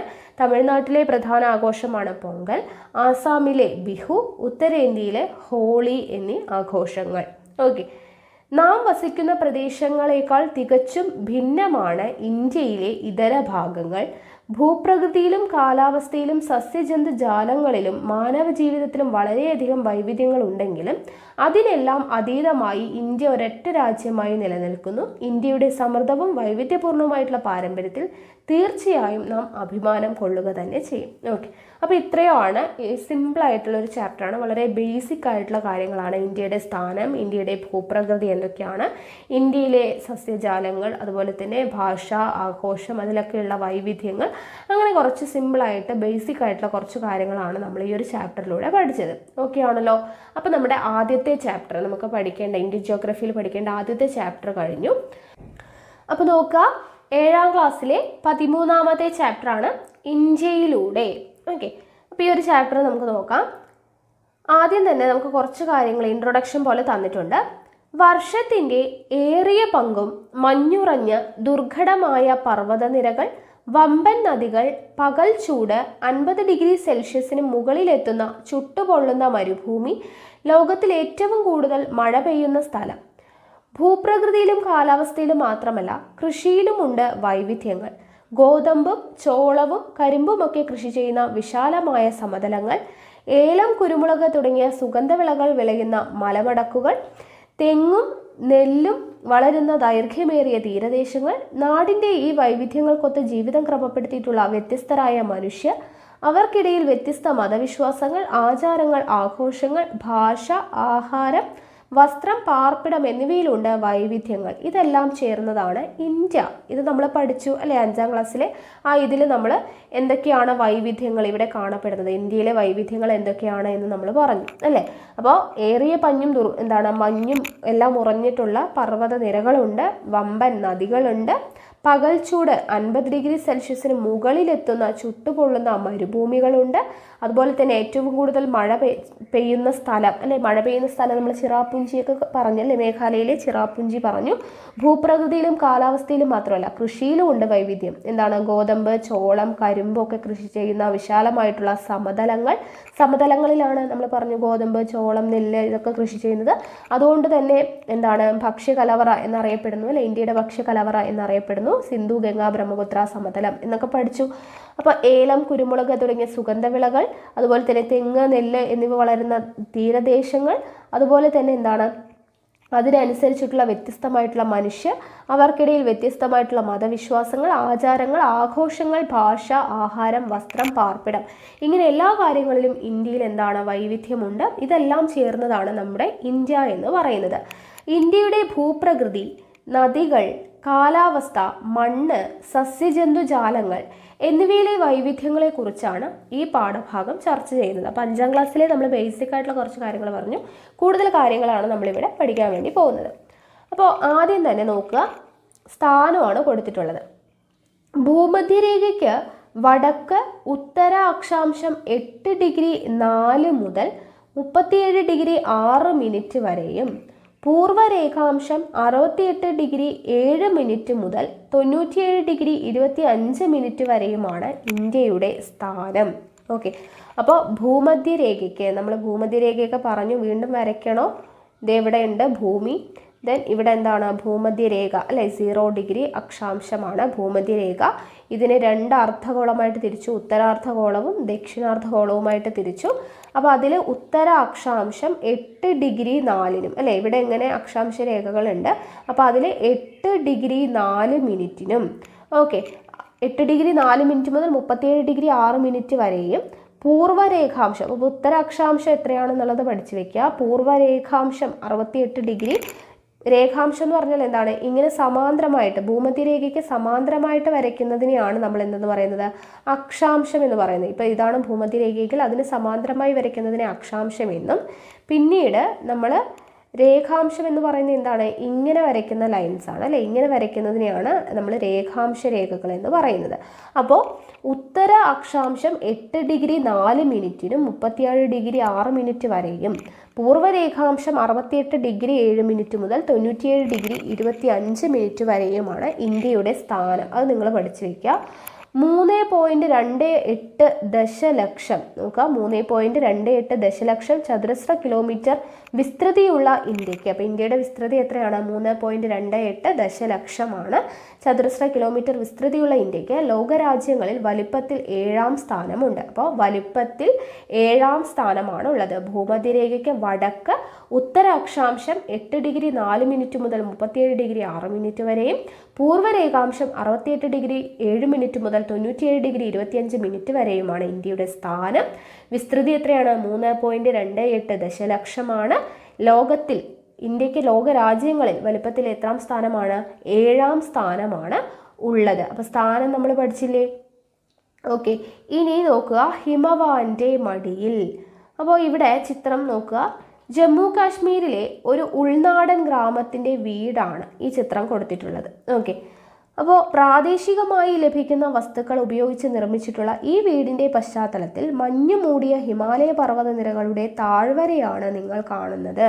ഓക്കെ, അപ്പോൾ ഹിമാലയ പർവ്വതനിരയുടെ താഴ്വരയാണ് നമ്മൾ ഈ ചിത്രത്തിൽ കാണുന്നത്. ഈ പർവ്വതനിരകളിൽ ഇന്ത്യയുടെ വടക്കു പടിഞ്ഞാറ് ജമ്മു കാശ്മീർ മുതൽ വടക്കു കിഴക്ക് അരുണാചൽ പ്രദേശ് വരെ നീളുന്ന ഭാഗത്തിന് ഏകദേശം 2400 കിലോമീറ്റർ നീളമുണ്ട്. അപ്പോൾ ഈ പർവ്വതനിരകളിൽ, ഏതു പർവ്വതനിരകളിൽ? ഹിമാലയ പർവ്വതനിരകളിൽ ഇന്ത്യയുടെ വടക്ക് പടിഞ്ഞാറ്, അപ്പോൾ ഇത് ഇന്ത്യ ആണെങ്കിൽ ഇതാണ് വടക്ക് എന്ന് പറയുന്നത് അല്ലേ, നോർത്ത് അല്ലേ, നോർത്ത് വരുന്നത് ഇവിടെയാണ് വെസ്റ്റ് വരുന്നത്. അപ്പോൾ ഇന്ത്യയുടെ വടക്ക് പടിഞ്ഞാറ് ജമ്മു കാശ്മീർ മുതൽ, ഓക്കെ, ജമ്മു കാശ്മീരാണ് എന്താണ് ഇവിടെ വരുന്നത് അല്ലേ, വടക്ക് വരുന്നത് ജമ്മു കാശ്മീരാണ്. അപ്പോൾ ഇന്ത്യയുടെ വടക്ക് പടിഞ്ഞാറ് ജമ്മു കാശ്മീർ മുതൽ എവിടെ വരെ? വടക്ക് കിഴക്ക് അരുണാചൽ പ്രദേശ്, ഇവിടെയാണ് അരുണാചൽ പ്രദേശ് വരുന്നത്. വടക്ക് കിഴക്ക് അല്ലെ, ഇവിടെയാണ് ഈസ്റ്റ് വരുന്നത്. അപ്പോൾ വടക്ക് പടിഞ്ഞാറ് ജമ്മു കാശ്മീർ മുതൽ വടക്ക് കിഴക്ക് അരുണാചൽ പ്രദേശ് വരെ നീളുന്ന ഭാഗത്തിന് എത്ര വരും? 2400 കിലോമീറ്റർ നീളമുണ്ട് എന്നാണ് പറയുന്നത്. അപ്പോൾ ഹിമാലയ പർവ്വതനിരയുടെയാണ് പറയുന്നത്. ജമ്മു കാശ്മീർ, ഹിമാചൽ പ്രദേശ്, ഉത്തരാഖണ്ഡ്, സിക്കിം, അരുണാചൽ പ്രദേശ്, നാഗാലാൻഡ്, മണിപ്പൂർ, മേഘാലയ, മിസോറാം, ത്രിപുര എന്നീ സംസ്ഥാനങ്ങളുടെ ഭൂരിഭാഗം പ്രദേശങ്ങളും ഈ പർവ്വതനിരകളുടെ ഭാഗമാണ്. അപ്പോൾ ഹിമാലയ പർവ്വതനിരകളുടെ ഭാഗമായിട്ട് വരുന്ന സംസ്ഥാനങ്ങൾ ഏതൊക്കെയാണ്? ജമ്മു കാശ്മീർ, ഇപ്പോൾ കേന്ദ്രഭരണ പ്രദേശമാണ്, ജമ്മു കാശ്മീർ ഉണ്ട്, ഹിമാചൽ പ്രദേശ്, ഉത്തരാഖണ്ഡ്, സിക്കിം, അരുണാചൽ പ്രദേശ്, നാഗാലാൻഡ്, മണിപ്പൂർ, മേഘാലയ, മിസോറാം, ത്രിപുര എന്നിവയുടെ ഭൂരിഭാഗം പ്രദേശങ്ങളും ഹിമാലയ പർവ്വതനിരകളുടെ ഭാഗമാണ്. ഉത്തരപർവ്വത മേഖല എന്നാണ് ഈ ഭൂപ്രകൃതി വിഭാഗം പൊതുവെ അറിയപ്പെടുന്നത്. അപ്പോൾ ഉത്തരപർവ്വത മേഖല വരുന്ന സംസ്ഥാനങ്ങളാണ് ഈ പറഞ്ഞത്. അപ്പോൾ അത് ഓർത്തു വയ്ക്കുക കേട്ടോ. അപ്പോൾ ഇത് ഉത്തരപർവ്വത മേഖല എന്നാണ് അറിയപ്പെടുന്നത്. ഹിമാലയത്തിൻ്റെ ഏറ്റവും ഉയരം കൂടിയ ഭാഗങ്ങളിൽ വർഷം മുഴുവൻ മഞ്ഞു മൂടി കിടക്കുന്നു. ഹിമാലയത്തിലെ ഏറ്റവും ഉയരം കൂടിയ ഭാഗങ്ങളിൽ വർഷം മുഴുവൻ എന്താണ്? മഞ്ഞു മൂടി കിടക്കുന്നു. ഇവിടെ സ്ഥിരമായ ജനവാസമില്ല. കാഞ്ചൻജംഗ, നന്ദാദേവി തുടങ്ങിയ ഉയരം കൂടിയ കൊടുമുടികൾ ഹിമാലയ നിരകളുടെ ഭാഗമാണ്. അപ്പോൾ കാഞ്ചൻജംഗ, നന്ദാദേവി തുടങ്ങിയ ഉയരം കൂടിയ കൊടുമുടികൾ എവിടെയാണ് കാണപ്പെടുന്നത്? ഹിമാലയൻ നിരകളിലാണ് കാണപ്പെടുന്നത്. എവറസ്റ്റ് കൊടുമുടിയാണ് ഈ നിരകളിലെ ഏറ്റവും ഉയരം കൂടിയ കൊടുമുടി. അപ്പോൾ ഹിമാലയത്തിലെ ഏറ്റവും ഉയരം കൂടിയ കൊടുമുടി ഏതാണ്? എവറസ്റ്റ് കൊടുമുടിയാണ്. ഇത് നേപ്പാളിലാണ്. എവറസ്റ്റ് കൊടുമുടി എവിടെയാണ്? നേപ്പാളിലാണ്. സിന്ധു, ഗംഗ, ബ്രഹ്മപുത്ര എന്നീ നദികൾ ഹിമാലയ പർവ്വത നിരകളിൽ നിന്നും ഉത്ഭവിക്കുന്നവയാണ്. നമ്മളത് പഠിച്ചു അല്ലെ? സിന്ധു, ഗംഗ, ബ്രഹ്മപുത്ര എന്നീ നദികൾ എവിടെ നിന്ന് ഉത്ഭവിക്കുന്നു? ഹിമാലയ പർവ്വത നിരകളിൽ നിന്നുമാണ് ഉത്ഭവിക്കുന്നത്. ഹിമാലയത്തിലെ മഞ്ഞുമൂടിയ പർവ്വതനിരകൾക്ക് തൊട്ടു തെക്കുഭാഗത്ത് തണുപ്പിന്റെ തീവ്രത കുറവാണ്. ഹിമാലയത്തിലെ മഞ്ഞുമൂടിയ പർവ്വതനിരകൾക്ക് തൊട്ട് തെക്കുഭാഗത്ത് തണുപ്പിന്റെ തീവ്രത തീരെ കുറവാണ്. ഏറെ പ്രകൃതി ഭംഗിയുള്ള ഈ മേഖലയിൽ സിംല, ഡാർജിലിംഗ്, കുളു, മണാലി തുടങ്ങിയ നിരവധി സുഖവാസ കേന്ദ്രങ്ങളുണ്ട്. അപ്പോൾ ഹിമാലയത്തിന്റെ തെക്ക് ഭാഗത്തായിട്ട് കാണപ്പെടുന്ന അല്ലെങ്കിൽ ഈ മേഖലയിൽ കാണപ്പെടുന്ന പ്രധാനപ്പെട്ട സുഖവാസ കേന്ദ്രങ്ങൾ ഏതൊക്കെയാണ്? സിംല, ഡാർജിലിംഗ്, കുളു, മണാലി തുടങ്ങിയ സുഖവാസ കേന്ദ്രങ്ങൾ ഹിമാലയത്തിലാണ് കാണപ്പെടുന്നത്. ഉരുളക്കിഴങ്ങ്, ബാർലി, കുങ്കുമപ്പൂവ് ഉൾപ്പെടെ പലതരം പൂക്കൾ എന്നിവ ഇവിടുത്തെ പ്രധാന കൃഷിയിനങ്ങളാണ്. ഉരുളക്കിഴങ്ങ്, ബാർലി, അതുപോലെ തന്നെ കുങ്കുമപ്പൂവ്, ഇതെല്ലാം ഇവിടുത്തെ പ്രധാനപ്പെട്ട കൃഷിയിനങ്ങളാണ്. ആപ്പിൾ, ഓറഞ്ച് തുടങ്ങിയ പഴവർഗ്ഗങ്ങളും തേയിലയും ഈ മേഖലയിൽ കൃഷി ചെയ്യുന്ന വിളകളാണ്. ഏതൊക്കെയാണ്? ആപ്പിൾ, ഓറഞ്ച്, പഴവർഗ്ഗങ്ങൾ, അതുപോലെ തന്നെ തേയില, ഇതെല്ലാം മെയിനായിട്ട് ഇവിടെ കൃഷി ചെയ്യുന്നുണ്ട്. ഹിമാലയ നിരകളുടെ ഏറ്റവും തെക്കുഭാഗത്ത് കുന്നുകൾക്ക് എന്താണ്? ഉയരം കുറവാണ്. ഏറ്റവും തെക്കുഭാഗത്ത് ഉയരം കുറവാണ്. ഈ മേഖലയിൽ വൈവിധ്യമാർന്ന വിളകൾ കൃഷി ചെയ്യുന്നു. അപ്പോൾ എന്താണ്? തെക്കുഭാഗത്ത് ഉയരം കുറഞ്ഞ കുന്നുകളാണ്. അപ്പോൾ അവിടെയാണ് ഈ വിളകളെല്ലാം കൃഷി ചെയ്യുന്നത്. ഉത്തരപർവ്വത മേഖലയിൽ ഏറ്റവും ജനസാന്ദ്രത കൂടിയ മേഖലയാണിത്. ഓക്കെ, ഉത്തരപർവ്വത മേഖലയിൽ ഏറ്റവും തെക്കായിട്ട് കാണപ്പെടുന്ന ഉയരം കുറഞ്ഞ കുന്നിൻ പ്രദേശത്തിൽ വിളകൾ കൃഷി ചെയ്യുന്നു എന്ന് പറഞ്ഞു. ഏറ്റവും കൂടുതൽ ജനസാന്ദ്രത കൂടിയ മേഖലയും ആ ഭാഗം തന്നെയാണ്. മഞ്ഞു മൂടിയ ഹിമാലയ നിരകളിൽ നിന്നും ഉത്ഭവിക്കുന്ന നദികൾ ഒഴുകിക്കൊണ്ടുവന്ന് മണൽ, ചെളി, ഉരുളൻ കല്ലുകൾ എന്നിവയുടെ കനത്ത നിക്ഷേപങ്ങൾ നിറഞ്ഞതാണ് ഈ താഴ്വാര മേഖല. അപ്പോൾ ഹിമാലയൻ നദികളിൽ നിന്നും ഉത്ഭവിക്കുന്ന നദികൾ ഒഴുക്കിക്കൊണ്ടുവരുന്ന മണൽ, ചെളി, ഉരുളൻ കല്ലുകൾ എന്നിവയുടെ കനത്ത നിക്ഷേപങ്ങളുള്ള ഈ താഴ്വര. ഓക്കെ, അപ്പോൾ അത്രയാണ്. ദെൻ ഉത്തരപർവ്വത മേഖലയുടെ പ്രാധാന്യമാണ് പറയുന്നത്. ഉത്തരപർവ്വത മേഖല നമുക്ക് എത്രമാത്രം സഹായകമാണ് എന്നുള്ള കാര്യമാണ് കൊടുത്തിരിക്കുന്നത്. ഒന്ന്, കാലാവസ്ഥയെ സ്വാധീനിക്കുന്നു. ഓക്കെ, കാലാവസ്ഥയെ സ്വാധീനിക്കുന്നു, ഇമ്പോർട്ടൻ്റ് ആണ് കേട്ടോ ഉത്തരപർവ്വത മേഖലയുടെ പ്രാധാന്യം. ഒന്ന്, കാലാവസ്ഥയെ സ്വാധീനിക്കുന്നു. അതായത് ശൈത്യകാലത്ത് മധ്യ ഏഷ്യയിൽ നിന്നും വീശുന്ന ശീതക്കാറ്റിനെ ഇന്ത്യയിലേക്ക് കടത്തിവിടാതെ നമ്മെ സംരക്ഷിക്കുന്നു. മൺസൂൺ കാറ്റുകളെ തടഞ്ഞ് ഉത്തരേന്ത്യയിലുടനീളം മഴ പെയ്യിക്കുന്നതും ഉത്തരപർവ്വത നിരകളാണ്. അപ്പോൾ എങ്ങനെയാണ് കാലാവസ്ഥയെ സ്വാധീനിക്കുന്നത്? ശൈത്യകാലത്ത് മധ്യ ഏഷ്യയിൽ നിന്നും വീശുന്ന ശീതക്കാറ്റിനെ ഇന്ത്യയിലേക്ക് കടത്തിവിടാതെ നമ്മളെ സംരക്ഷിക്കുന്നു. കൂടാതെ മൺസൂൺ കാറ്റുകളെ തടഞ്ഞ് ഉത്തരേന്ത്യയിലുടനീളം മഴ പെയ്യിക്കുന്നതും ആരാണ്? ഉത്തരപർവ്വത നിരകളാണ്. പ്രകൃതിദത്തമായിട്ടുള്ള കോട്ടയാണ് ഉത്തരപർവ്വത മേഖല എന്ന് പറയുന്നത്. അതായത് പുരാതന കാലം മുതൽക്കു തന്നെ വടക്കു പടിഞ്ഞാറ് നിന്നുള്ള ആക്രമണങ്ങളിൽ നിന്നും ഒരു പരിധി വരെ സംരക്ഷിക്കുന്നത് ഈ പർവ്വത നിരകളാണ്. ഓക്കെ, പുരാതന കാലം മുതൽക്കു തന്നെ വടക്കു പടിഞ്ഞാറ് നിന്നുള്ള ആക്രമണങ്ങളിൽ നിന്നും നമ്മളെ സംരക്ഷിക്കുന്നത് ഈ പർവ്വത നിരകളാണ്. ദെൻ നദികളുടെ ഉത്ഭവ പ്രദേശമാണ്. നമ്മൾ പറഞ്ഞു സിന്ധു, ഗംഗ, ബ്രഹ്മപുത്ര എന്നീ നദികളും അവയുടെ നിരവധിയായിട്ടുള്ള പോഷക നദികളും ഉത്ഭവിക്കുന്നത് ഈ പർവ്വത നിരകളിൽ നിന്നാണ്.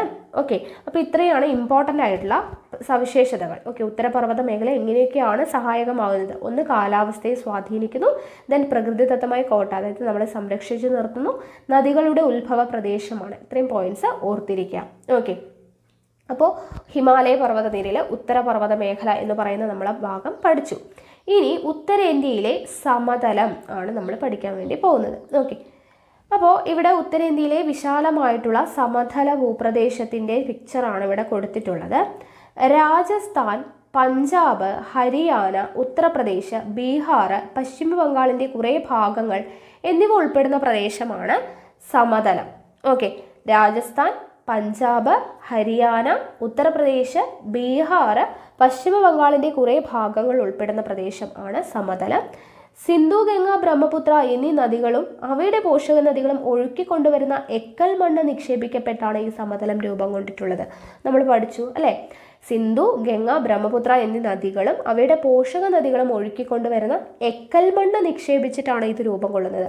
അതുകൊണ്ട് തന്നെ ഉത്തര മഹാസമതലം സിന്ധു ഗംഗ ബ്രഹ്മപുത്ര സമതലം എന്നീ പേരുകളിലാണ് ഈ സമതലം അറിയപ്പെടുന്നത്. ഓക്കെ, ഉത്തര മഹാസമതലം എന്നറിയപ്പെടുന്നുണ്ട്, സിന്ധു ഗംഗ ബ്രഹ്മപുത്ര സമതലം എന്നീ പേരുകളിലും അറിയപ്പെടുന്നുണ്ട്. ഇന്ത്യയിൽ വളരെ കൂടുതൽ ജനസംഖ്യയുള്ള പ്രദേശമാണ് ഉത്തര മഹാസമതലം അല്ലെങ്കിൽ സിന്ധു ഗംഗ ബ്രഹ്മപുത്ര സമതലം. ഓക്കെ, ഇന്ത്യയിൽ വളരെ കൂടുതൽ ജനസംഖ്യയുള്ള പ്രദേശമാണ്. ഗോതമ്പ്, ചോളം, നെല്ല്, കരിമ്പ്, പരുത്തി, പയർവർഗ്ഗങ്ങൾ എന്നിങ്ങനെ ഉത്തര മഹാസമതലത്തിൽ കൃഷി ചെയ്യുന്ന വിളകൾ നിരവധിയാണ്. ഓക്കെ, നമ്മളിതെല്ലാം പറഞ്ഞു അല്ലെ. ഗോതമ്പ്, ചോളം, നെല്ല്, കരിമ്പ്, പരുത്തി, പയർവർഗ്ഗങ്ങൾ എന്നിങ്ങനെ ഉത്തര മഹാസമതലത്തിൽ കൃഷി ചെയ്യുന്ന വിളകൾ നിരവധിയാണ്. ഈ സമതലത്തിന്റെ പടിഞ്ഞാറ് ഭാഗത്ത് മഴ തീരെ കുറഞ്ഞ അളവിൽ മാത്രമേ ലഭിക്കുന്നുള്ളൂ. ഓക്കെ, സമതലത്തിന്റെ പടിഞ്ഞാറ് ഭാഗത്ത് മഴ തീരെ കുറഞ്ഞ അളവിൽ മാത്രമേ ലഭിക്കുന്നുള്ളൂ. അതുകൊണ്ട് തന്നെ ഇന്ത്യയുടെ വടക്കു പടിഞ്ഞാറ് ഭാഗത്ത് സ്ഥിതി ചെയ്യുന്ന രാജസ്ഥാന്റെ മിക്ക പ്രദേശങ്ങളും മരുഭൂമിയാണ്. അപ്പോൾ പടിഞ്ഞാറ് ഭാഗത്ത് മഴ കുറവാണ് എന്ന് പറഞ്ഞു. അപ്പോൾ അതുകൊണ്ട് തന്നെ വടക്ക് പടിഞ്ഞാറ് ഭാഗത്ത് സ്ഥിതി ചെയ്യുന്ന ആളാരാണ്? രാജസ്ഥാൻ അല്ലേ. അപ്പോൾ രാജസ്ഥാന്റെ മിക്ക പ്രദേശങ്ങളും മരുഭൂമിയാണ്. മരുസ്ഥലി എന്നറിയപ്പെടുന്ന ഈ പ്രദേശത്ത് ജനവാസം തീരെ കുറവാണ്. മരുസ്ഥലി എന്ന് പറയുന്ന ഈ പ്രദേശത്ത് ജനവാസം തീരെ കുറവാണ്. ഇത് നമ്മൾ നേരത്തെ പറഞ്ഞു അല്ലേ, എന്തുകൊണ്ടാണ് എന്നുള്ളതൊക്കെ നമ്മൾ രാജസ്ഥാന്റെ കാര്യമൊക്കെ പഠിച്ചതല്ലേ. അപ്പോൾ അയൽ സംസ്ഥാനങ്ങളിൽ ഗോതമ്പ്, ചോളം എന്നിവ വ്യാപകമായി കൃഷി ചെയ്യുമ്പോൾ ജോവർ, ബജ്ര തുടങ്ങിയ വിളകളാണ് രാജസ്ഥാനിൽ പ്രധാനമായും കൃഷി ചെയ്യുന്നത്. ഈ വിളകളുടെ വളർച്ചയ്ക്ക് വെള്ളം കുറഞ്ഞ അളവിൽ മതി. അപ്പോൾ രാജസ്ഥാനിലെ മരുഭൂമിയിലെ കാലാവസ്ഥ എന്തൊക്കെയാണ്, അവിടെ വരുന്ന മൃഗങ്ങൾ എങ്ങനെയൊക്കെയാണെന്നുള്ളതൊക്കെ നമ്മൾ കഴിഞ്ഞ ചാപ്റ്ററിൽ പഠിച്ചില്ലേ. അപ്പോൾ അതൊക്കെ കൊണ്ട് തന്നെ മറ്റുള്ള സംസ്ഥാനങ്ങളെ, അയൽ സംസ്ഥാനങ്ങളിലൊക്കെ ഗോതമ്പും ചോളവും ഒക്കെയാണ് നമ്മൾ പറഞ്ഞു. സമതലങ്ങളിൽ ഗോതമ്പ്, ചോളം, നെല്ല് അങ്ങനെയുള്ള കാര്യങ്ങളൊക്കെയാണ് കൃഷി ചെയ്യുന്നതെന്ന് പറഞ്ഞു. എന്നാൽ രാജസ്ഥാനിൽ അവിടുത്തെ കാലാവസ്ഥയും കാര്യങ്ങളൊക്കെ കൊണ്ട് ജോവർ, ബജ്ര തുടങ്ങിയ വിളകളാണ് രാജസ്ഥാനിൽ പ്രധാനമായും കൃഷി ചെയ്യുന്നത്. പഠിച്ചു വെക്കാം കേട്ടോ. ജോവർ, ബജ്ര തുടങ്ങിയ വിളകളാണ് പ്രധാനമായും കൃഷി ചെയ്യുന്നത്. കാരണം എന്താണ്? അവയ്ക്ക് വെള്ളം കുറഞ്ഞ അളവിൽ ലഭിച്ചാൽ മതിയാകും. ഓക്കെ, ഇനി ഇവിടെ ഒരു രാജസ്ഥാൻ കാഴ്ച എന്ന് പറഞ്ഞു കൊടുത്തിട്ടുണ്ട്. ഇന്ത്യയുടെ വടക്കു പടിഞ്ഞാറ് രാജസ്ഥാൻ സംസ്ഥാനത്തിന്റെ ഭൂരിഭാഗം പ്രദേശങ്ങളും ഉൾക്കൊള്ളുന്ന ഉഷ്ണ മരുഭൂമിയാണ് ധാർ. നമ്മൾ പഠിച്ചു അല്ലെ. മഴ വളരെ വിരളമായ ഇവിടെ മുൾച്ചെടികളും കുറ്റിക്കാടുകളുമാണ് സ്വാഭാവിക സസ്യജാലങ്ങൾ. അപ്പോൾ നമ്മൾ ഈ ഒരു ഓർഡറിൽ പഠിക്കുന്നതുകൊണ്ട് കുറേ കാര്യങ്ങളൊക്കെ നമ്മൾ പഠിച്ചത് തന്നെ റിപ്പീറ്റ് ചെയ്യുമ്പോൾ ഒരു റിവിഷൻ പോലെ നമുക്കത് ഓർത്ത് വെക്കാൻ പറ്റും അല്ലേ. നോക്കുക, വിശാലമായ മണൽപ്പരപ്പുകളും മണൽ കുന്നുകളും ഇവിടുത്തെ പ്രത്യേകതയാണ്. ശുദ്ധജലത്തിന്റെ മൂല്യം നന്നായി അറിയുന്നവരാണ് രാജസ്ഥാനിലെ ജനങ്ങൾ. കേരളത്തിൽ 1-2 ദിവസം ലഭിക്കുന്ന മഴ എത്രയാണ്? അതായത് 1-2 ദിവസം ലഭിക്കുന്ന അത്ര മഴയാണ് ആ സംസ്ഥാനത്തെ ഒരു വർഷം ലഭിക്കുന്നത്. നമ്മുടെ കേരളത്തിൽ 1-2 ദിവസത്തിൽ ലഭിക്കുന്ന മഴയാണ് ഒരു വർഷം മുഴുവൻ എടുത്തു കഴിഞ്ഞാൽ അവിടെ ലഭിക്കുന്ന മഴ. കിലോമീറ്ററുകൾ നീളുന്നവയാണ് കുടിവെള്ളത്തിനായിട്ടുള്ള ഈ ഗ്രാമീണരുടെ യാത്രകൾ. ഓക്കെ, നമ്മൾ ഇതൊക്കെ പഠിച്ചു അല്ലേ. ഇനി അടുത്തത് പീഠഭൂമിയാണ്. ഓക്കെ, ഉത്തരപർവ്വത മേഖല പഠിച്ചു, ഉത്തരമഹാസമുദ്രം പഠിച്ചു. അടുത്തത് പീഠഭൂമിയാണ്. ഉത്തരപർവ്വത മേഖലയിൽ നിന്നും ദക്ഷിണേന്ത്യയിലേക്ക് യാത്ര ചെയ്താൽ സമതല പ്രദേശം കടന്നെത്തുക വിശാലമായ ഒരു പീഠഭൂമി പ്രദേശത്തേക്കാണ്. ഉത്തരപർവ്വത മേഖലയിൽ നിന്നും ദക്ഷിണേന്ത്യയിലേക്ക് യാത്ര ചെയ്തു കഴിഞ്ഞാൽ സമതല പ്രദേശം കഴിഞ്ഞ് വിശാലമായ ഒരു പീഠഭൂമി പ്രദേശത്തേക്കാണ് എത്തുന്നത്. മധ്യപ്രദേശ്, ജാർഖണ്ഡ്, ഛത്തീസ്ഗഡ് എന്നീ സംസ്ഥാനങ്ങളും കർണാടക, തമിഴ്നാട്, ആന്ധ്രാപ്രദേശ്, ഒഡീഷ, പശ്ചിമ ബംഗാൾ എന്നീ സംസ്ഥാനങ്ങളുടെ ചില പ്രദേശങ്ങളും ഉൾപ്പെട്ട പീഠഭൂമി. അപ്പോൾ പീഠഭൂമിയിൽ വരുന്ന സംസ്ഥാനങ്ങൾ ഏതൊക്കെയാണെന്ന് പഠിക്കണം കേട്ടോ. ഓരോ ഭാഗം ഉത്തരമഹാസമുദ്രം നമ്മൾ പഠിച്ചു, ഉത്തരപർവ്വത മേഖല പഠിച്ചു. അപ്പോൾ സംസ്ഥാനങ്ങൾ കറക്റ്റായിട്ട് പഠിക്കുക. മധ്യപ്രദേശ്, ജാർഖണ്ഡ്, ഛത്തീസ്ഗഡ് എന്നീ സംസ്ഥാനങ്ങൾ, ദെൻ കർണാടക, തമിഴ്നാട്, ആന്ധ്രാപ്രദേശ്, ഒഡീഷ, പശ്ചിമ ബംഗാൾ എന്നീ സംസ്ഥാനങ്ങളുടെ ചില പ്രദേശങ്ങളും ഉൾപ്പെട്ട ഈ പീഠഭൂമി പ്രദേശത്തെ ഉപദ്വീപീയ പീഠഭൂമി എന്ന് വിളിക്കുന്നു. എന്താണ് വിളിക്കുന്നത്? ഉപദ്വീപീയ പീഠഭൂമി എന്നാണ് നമ്മൾ വിളിക്കുന്നത്. ഓക്കെ, ഉപദ്വീപീയ പീഠഭൂമി. ഉപദ്വീപീയ പീഠഭൂമിയുടെ ഭാഗമാണ് ഡെക്കാൻ പീഠഭൂമി. ഉപദ്വീപീയ പീഠഭൂമിയുടെ ഭാഗമാണ് എന്ത്? ഡെക്കാൻ പീഠഭൂമി. ഈ പീഠഭൂമിയുടെ മിക്ക ഭാഗങ്ങളും പണ്ടെന്നോ ഒഴുകിപ്പരന്ന ലാവ തണുത്തുറഞ്ഞ രൂപം കൊണ്ടിട്ടുള്ളതാണ്. ഓക്കെ, ഇപ്പോൾ ഡെക്കാൻ പീഠഭൂമി ഉപദ്വീപീയ പീഠഭൂമിയുടെ ഭാഗമാണ്. ഈ പീഠഭൂമിയുടെ മിക്ക ഭാഗങ്ങളും എങ്ങനെയാണ്? ലാവ തണുത്തുറഞ്ഞ് രൂപം കൊണ്ടിട്ടുള്ളതാണ്. ഇത് പൊടിഞ്ഞുണ്ടായിട്ടുള്ള കറുത്ത മണ്ണ് പരുത്തി കൃഷിക്ക് ഏറെ അനുയോജ്യമാണ്. അപ്പോൾ പരുത്തി കൃഷിക്ക് അനുയോജ്യമായ മണ്ണ് ഏതാണ്? കറുത്ത മണ്ണാണ്. വിന്ധ്യ, സത്പുര, ആരവല്ലി, പശ്ചിമഘട്ടം, പൂർവ്വഘട്ടം എന്നീ പർവ്വതനിരകൾ ഉപദ്വീപീയ പീഠഭൂമിയുടെ ഭാഗമാണ്. അപ്പോൾ ഉപദ്വീപീയ പീഠഭൂമിയിൽ വരുന്ന പർവ്വതനിരകൾ ഏതൊക്കെയാണ്? വിന്ധ്യ, സത്പുര, ആരവല്ലി, പശ്ചിമഘട്ടം, പൂർവ്വഘട്ടം എന്നീ പർവ്വതനിരകൾ ഉപദ്വീപീയ പീഠഭൂമിയുടെ ഭാഗമാണ്. കേരളത്തിലെ ആനമുടിയാണ് ഈ മേഖലയിലെ ഏറ്റവും ഉയരം കൂടിയ ഭാഗം. കേരളത്തിലെ ആനമുടിയാണ് ഈ മേഖലയിലെ ഉപദ്വീപീയ പീഠഭൂമിയിലെ ഏറ്റവും ഉയരം കൂടിയ ഭാഗം. ഏതാണ്? കേരളത്തിലെ ആനമുടിയാണ് എന്നുള്ള കാര്യം ഓർത്തിരിക്കുക. പരുത്തി, പയറുവർഗ്ഗങ്ങൾ, നിലക്കടല, കരിമ്പ്, ചോളം, റാഗി, മുളക് എന്നീ വിളകളാണ് പീഠഭൂമി പ്രദേശത്തെ പ്രധാന കൃഷി. എന്തൊക്കെയാണ്? പരുത്തി, പയറുവർഗ്ഗങ്ങൾ, നിലക്കടല, കരിമ്പ്, ചോളം, റാഗി, മുളക് തുടങ്ങിയ വിളകളാണ് പീഠഭൂമി പ്രദേശത്തെ പ്രധാന കൃഷി. കൽക്കരി, ഇരുമ്പയിര്, മാംഗനീസ്, ബോക്സൈറ്റ്, ചുണ്ണാമ്പുകല്ല് തുടങ്ങിയ ധാതു നിക്ഷേപങ്ങളുള്ള പീഠഭൂമിയിൽ ഖനനവും ധാതു അധിഷ്ഠിത വ്യവസായങ്ങളും പ്രധാന തൊഴിൽ മേഖലയാണ്. അപ്പോൾ ഇവിടെയുള്ള ധാതു നിക്ഷേപങ്ങൾ, പീഠഭൂമിയിൽ കാണപ്പെടുന്ന ധാതു നിക്ഷേപങ്ങൾ എന്തൊക്കെയാണ്? കൽക്കരി, ഇരുമ്പയിര്, മാംഗനീസ്, ബോക്സൈറ്റ്, ചുണ്ണാമ്പുകല്ല് തുടങ്ങിയ ധാതു നിക്ഷേപങ്ങളും ഇവിടെ കാണപ്പെടുന്നുണ്ട്. അപ്പോൾ അതുകൊണ്ട് തന്നെ ഖനനവും ധാതു അധിഷ്ഠിത വ്യവസായങ്ങളും ഇവിടെ പ്രധാനപ്പെട്ട തൊഴിൽ മേഖലയാണ്. ഗോദാവരി, മഹാനദി, കൃഷ്ണ, കാവേരി, നർമ്മദ, താപ്തി എന്നീ നദികൾ ഉപദ്വീപീയ പീഠഭൂമി പ്രദേശങ്ങളിൽ നിന്നാണ് ഉത്ഭവിക്കുന്നത്. നമ്മൾ പഠിച്ചല്ലോ, ഗോദാവരി, മഹാനദി, കൃഷ്ണ, കാവേരി, നർമ്മദ, താപ്തി എന്നീ പറയുന്ന നദികളാണ് ഉപദ്വീപീയ പീഠഭൂമി പ്രദേശങ്ങളിൽ നിന്നും ഉത്ഭവിക്കുന്നത്. ഓക്കെ, ഇനി അടുത്തത് തീരസമതലങ്ങളിലേക്ക്. ഓക്കെ, ഇപ്പോൾ പീഠഭൂമിയിൽ നിന്നും ഉത്ഭവിച്ചൊഴുകുന്ന നദികളെ പിന്തുടർന്നാൽ എത്തിച്ചേരുക തീരസമതലങ്ങളിലാണ്. ഓക്കെ, അപ്പോൾ പീഠഭൂമിയിൽ നിന്നും ഉത്ഭവിച്ചൊഴുകുന്ന നദികൾ അതെവിടെയാണ് എത്തിച്ചേരുന്നത്? തീരസമതലങ്ങളിലാണ്. ഏകദേശം 6100 കിലോമീറ്റർ ദൈർഘ്യമുള്ള കടൽ തീരം ഇന്ത്യക്കുണ്ട്. ഇന്ത്യയുടെ കടൽ തീരത്തിൻ്റെ ദൈർഘ്യമാണ് കൊടുത്തിട്ടുള്ളത്. ഏകദേശം 6100 കിലോമീറ്റർ ദൈർഘ്യമുള്ള കടൽ തീരം ഇന്ത്യക്കുണ്ട്. സാമൂഹ്യശാസ്ത്ര ലാബിലെ ഇന്ത്യയുടെ ഭൗതിക ഭൂപടം നമുക്ക് നോക്കിയാൽ കാണാൻ പറ്റും. ബംഗാൾ ഉൾക്കടലിനോട് ചേർന്ന കിഴക്കൻ തീരവും അറബിക്കടലിനോട് ചേർന്ന പടിഞ്ഞാറൻ തീരവും കണ്ടല്ലോ. നമ്മൾ പറഞ്ഞില്ലേ, കിഴക്ക് ബംഗാൾ ഉൾക്കടലും പടിഞ്ഞാറ് അറബിക്കടലുമാണ്. അപ്പോൾ അതിനോട് ചേർന്നിട്ടുള്ള പടിഞ്ഞാറൻ തീരവും നമ്മൾ കണ്ടു. പടിഞ്ഞാറൻ തീര സമതലത്തിന് വീതി കിഴക്കൻ തീരത്തെ അപേക്ഷിച്ച് കുറവാണ്. പടിഞ്ഞാറൻ തീര സമതലത്തിന്, അറബിക്കടലിനോട് ചേർന്ന് കാണുന്ന പടിഞ്ഞാറൻ തീര സമതലത്തിന് എന്ത് കുറവാണ്? വീതി കിഴക്കൻ തീരത്തെ അപേക്ഷിച്ച് കുറവാണ്. ഈ സമതലത്തിൻ്റെ ഭാഗമായി കേരള തീരത്ത് നിരവധി കായലുകളുണ്ട്. നെല്ല്, തെങ്ങ് എന്നിവ പടിഞ്ഞാറൻ തീരത്തെ പ്രധാന കാർഷിക വിളകളാണ്. അപ്പോൾ പടിഞ്ഞാറൻ തീരത്ത്, എവിടെയാണ് പടിഞ്ഞാറ്? ഇവിടെ വെസ്റ്റ് ഇവിടെ വരുന്നു, ഇവിടെ ഈസ്റ്റ് ആണ് വരുന്നത്. അപ്പോൾ പടിഞ്ഞാറൻ തീരപ്രദേശത്തെ പ്രധാനപ്പെട്ട കാർഷിക വിളകളാണ് നെല്ല്, തെങ്ങ് എന്നിവ. കിഴക്കൻ തീരസമതലത്തിലെ കാവേരി, കൃഷ്ണ, ഗോദാവരി, മഹാനദി തടങ്ങളിൽ വ്യാപകമായി നെല്ല് കൃഷി ചെയ്യുന്നു. അപ്പോൾ പടിഞ്ഞാറ് നെല്ലും തെങ്ങും ഉണ്ട്. എന്താണ്? കിഴക്കു ഭാഗത്ത്, കിഴക്കൻ തീരസമതലത്തിലെ കാവേരി, കൃഷ്ണ, ഗോദാവരി, മഹാനദി തടങ്ങളിൽ വ്യാപകമായിട്ട് എന്താണ്? നെല്ല് കൃഷി ചെയ്യുന്നു. മത്സ്യബന്ധനമാണ് തീരത്തെ ജനങ്ങളുടെ പ്രധാന തൊഴിൽ, നമുക്കറിയുന്നതാണ് അല്ലേ. ഇനി അടുത്തത് സമുദ്രത്തിലെ പച്ചത്തുരുത്തുകൾ എന്ന് പറഞ്ഞിട്ട് കൊടുത്തിട്ടുണ്ട്. അപ്പോൾ നോക്കുക, സമുദ്രത്താൽ ചുറ്റപ്പെട്ട ചെറു ഭൂഭാഗങ്ങളാണ് എന്ത്? ദ്വീപുകൾ. നമ്മൾ പറഞ്ഞല്ലേ, സമുദ്രത്താൽ ചുറ്റപ്പെട്ട ചെറുഭാഗങ്ങളാണ് ദ്വീപുകൾ. അറബിക്കടലിലെ ലക്ഷദ്വീപ്, ഇത് നമ്മൾ പറഞ്ഞല്ലോ. അറബിക്കടലിലെ ലക്ഷദ്വീപ് ദ്വീപസമൂഹവും ബംഗാൾ ഉൾക്കടലിലെ ആൻഡമാൻ നിക്കോബാർ ദ്വീപസമൂഹവും നമ്മൾ കണ്ടു അല്ലേ. അപ്പം ലക്ഷദ്വീപിൽ മിക്കവയും എന്താണ്? പവിഴ ദ്വീപുകളാണ്.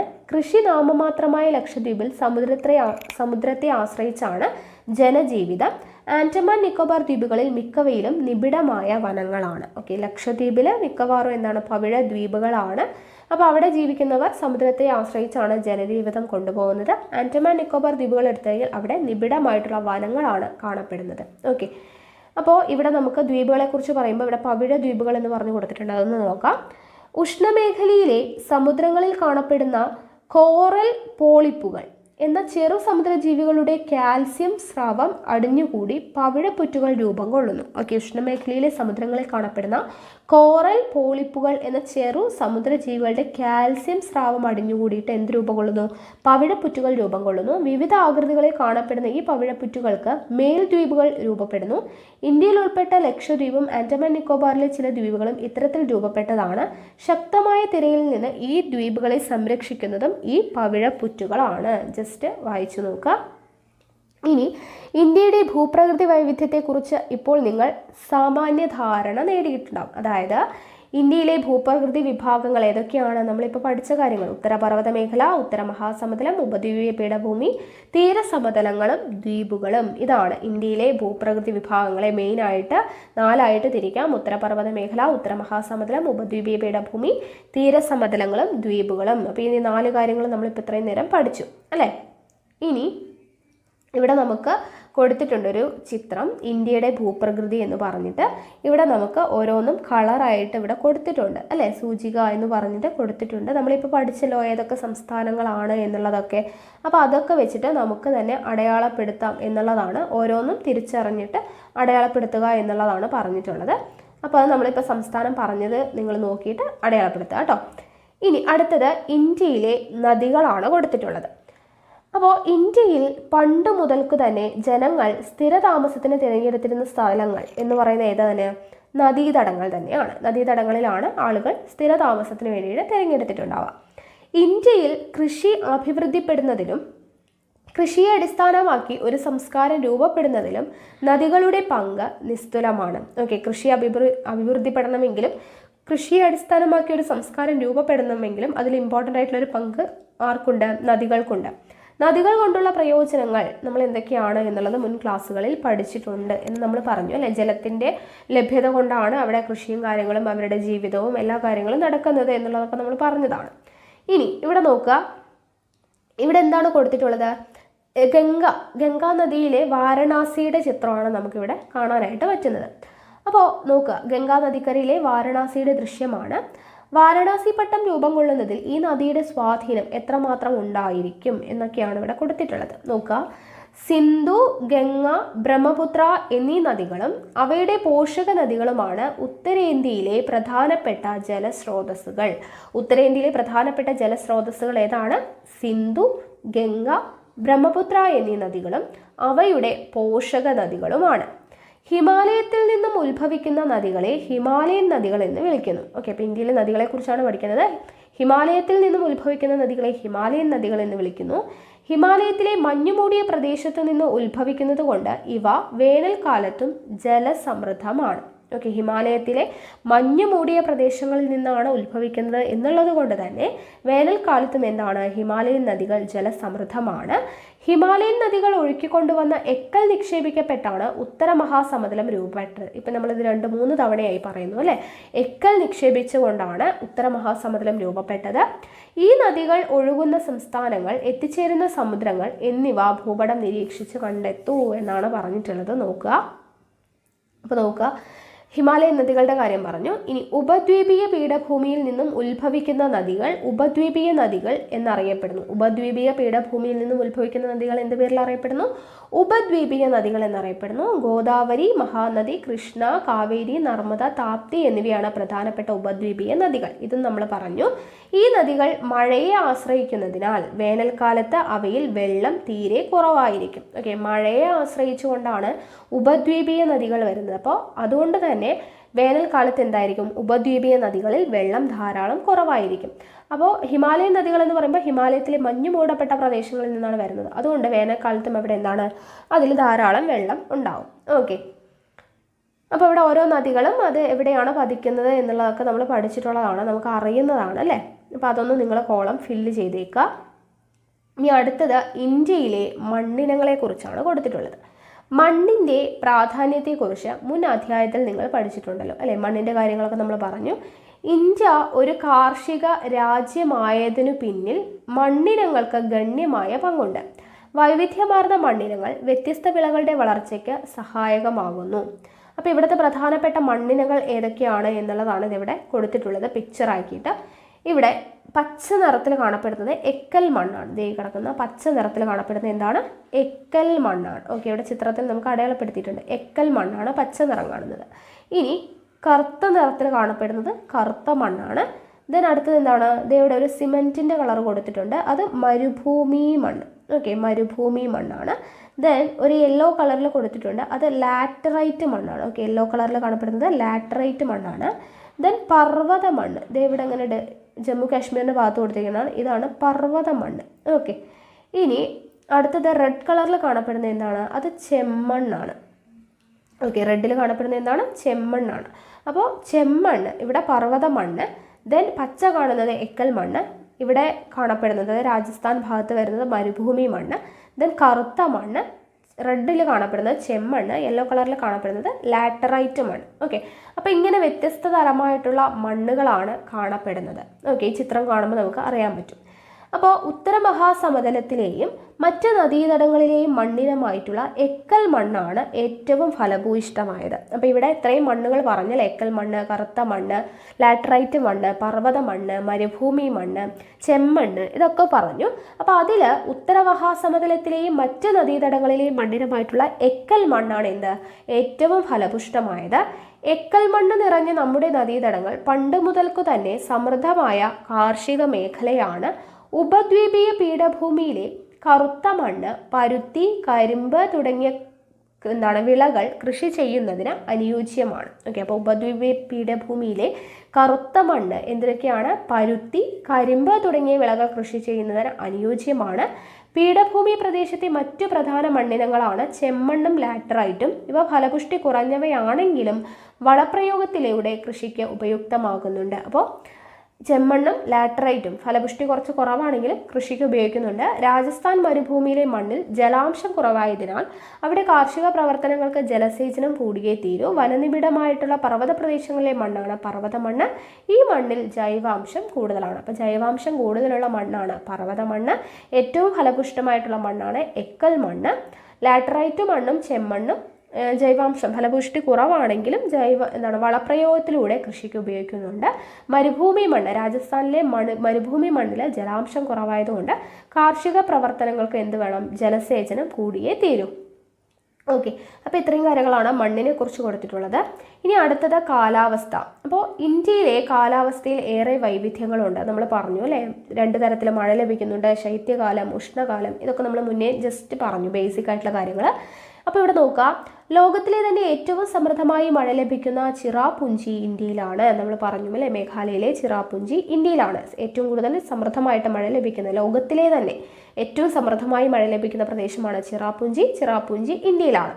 തണുപ്പുകാലത്ത് ഡൽഹി 0 ഡിഗ്രി സെൽഷ്യസിനോട് അടുത്ത് തണുത്തു വിറയ്ക്കുമ്പോൾ വേനലിൻ്റെ പാരമ്യത്തിൽ 40 ഡിഗ്രി സെൽഷ്യസിന് മേൽ ചുട്ടുപൊള്ളുന്നു. ഓക്കെ, തണുപ്പുകാലത്ത് ഡൽഹി 0 ഡിഗ്രി സെൽഷ്യസിനോടടുത്ത് തണുത്തു വിറയ്ക്കുമ്പോൾ വേനൽക്കാലത്ത് എത്ര ഡിഗ്രി സെൽഷ്യസ് ആണ്? 40 ഡിഗ്രി സെൽഷ്യസിന് മേൽ ചുട്ടുപൊള്ളുന്നു.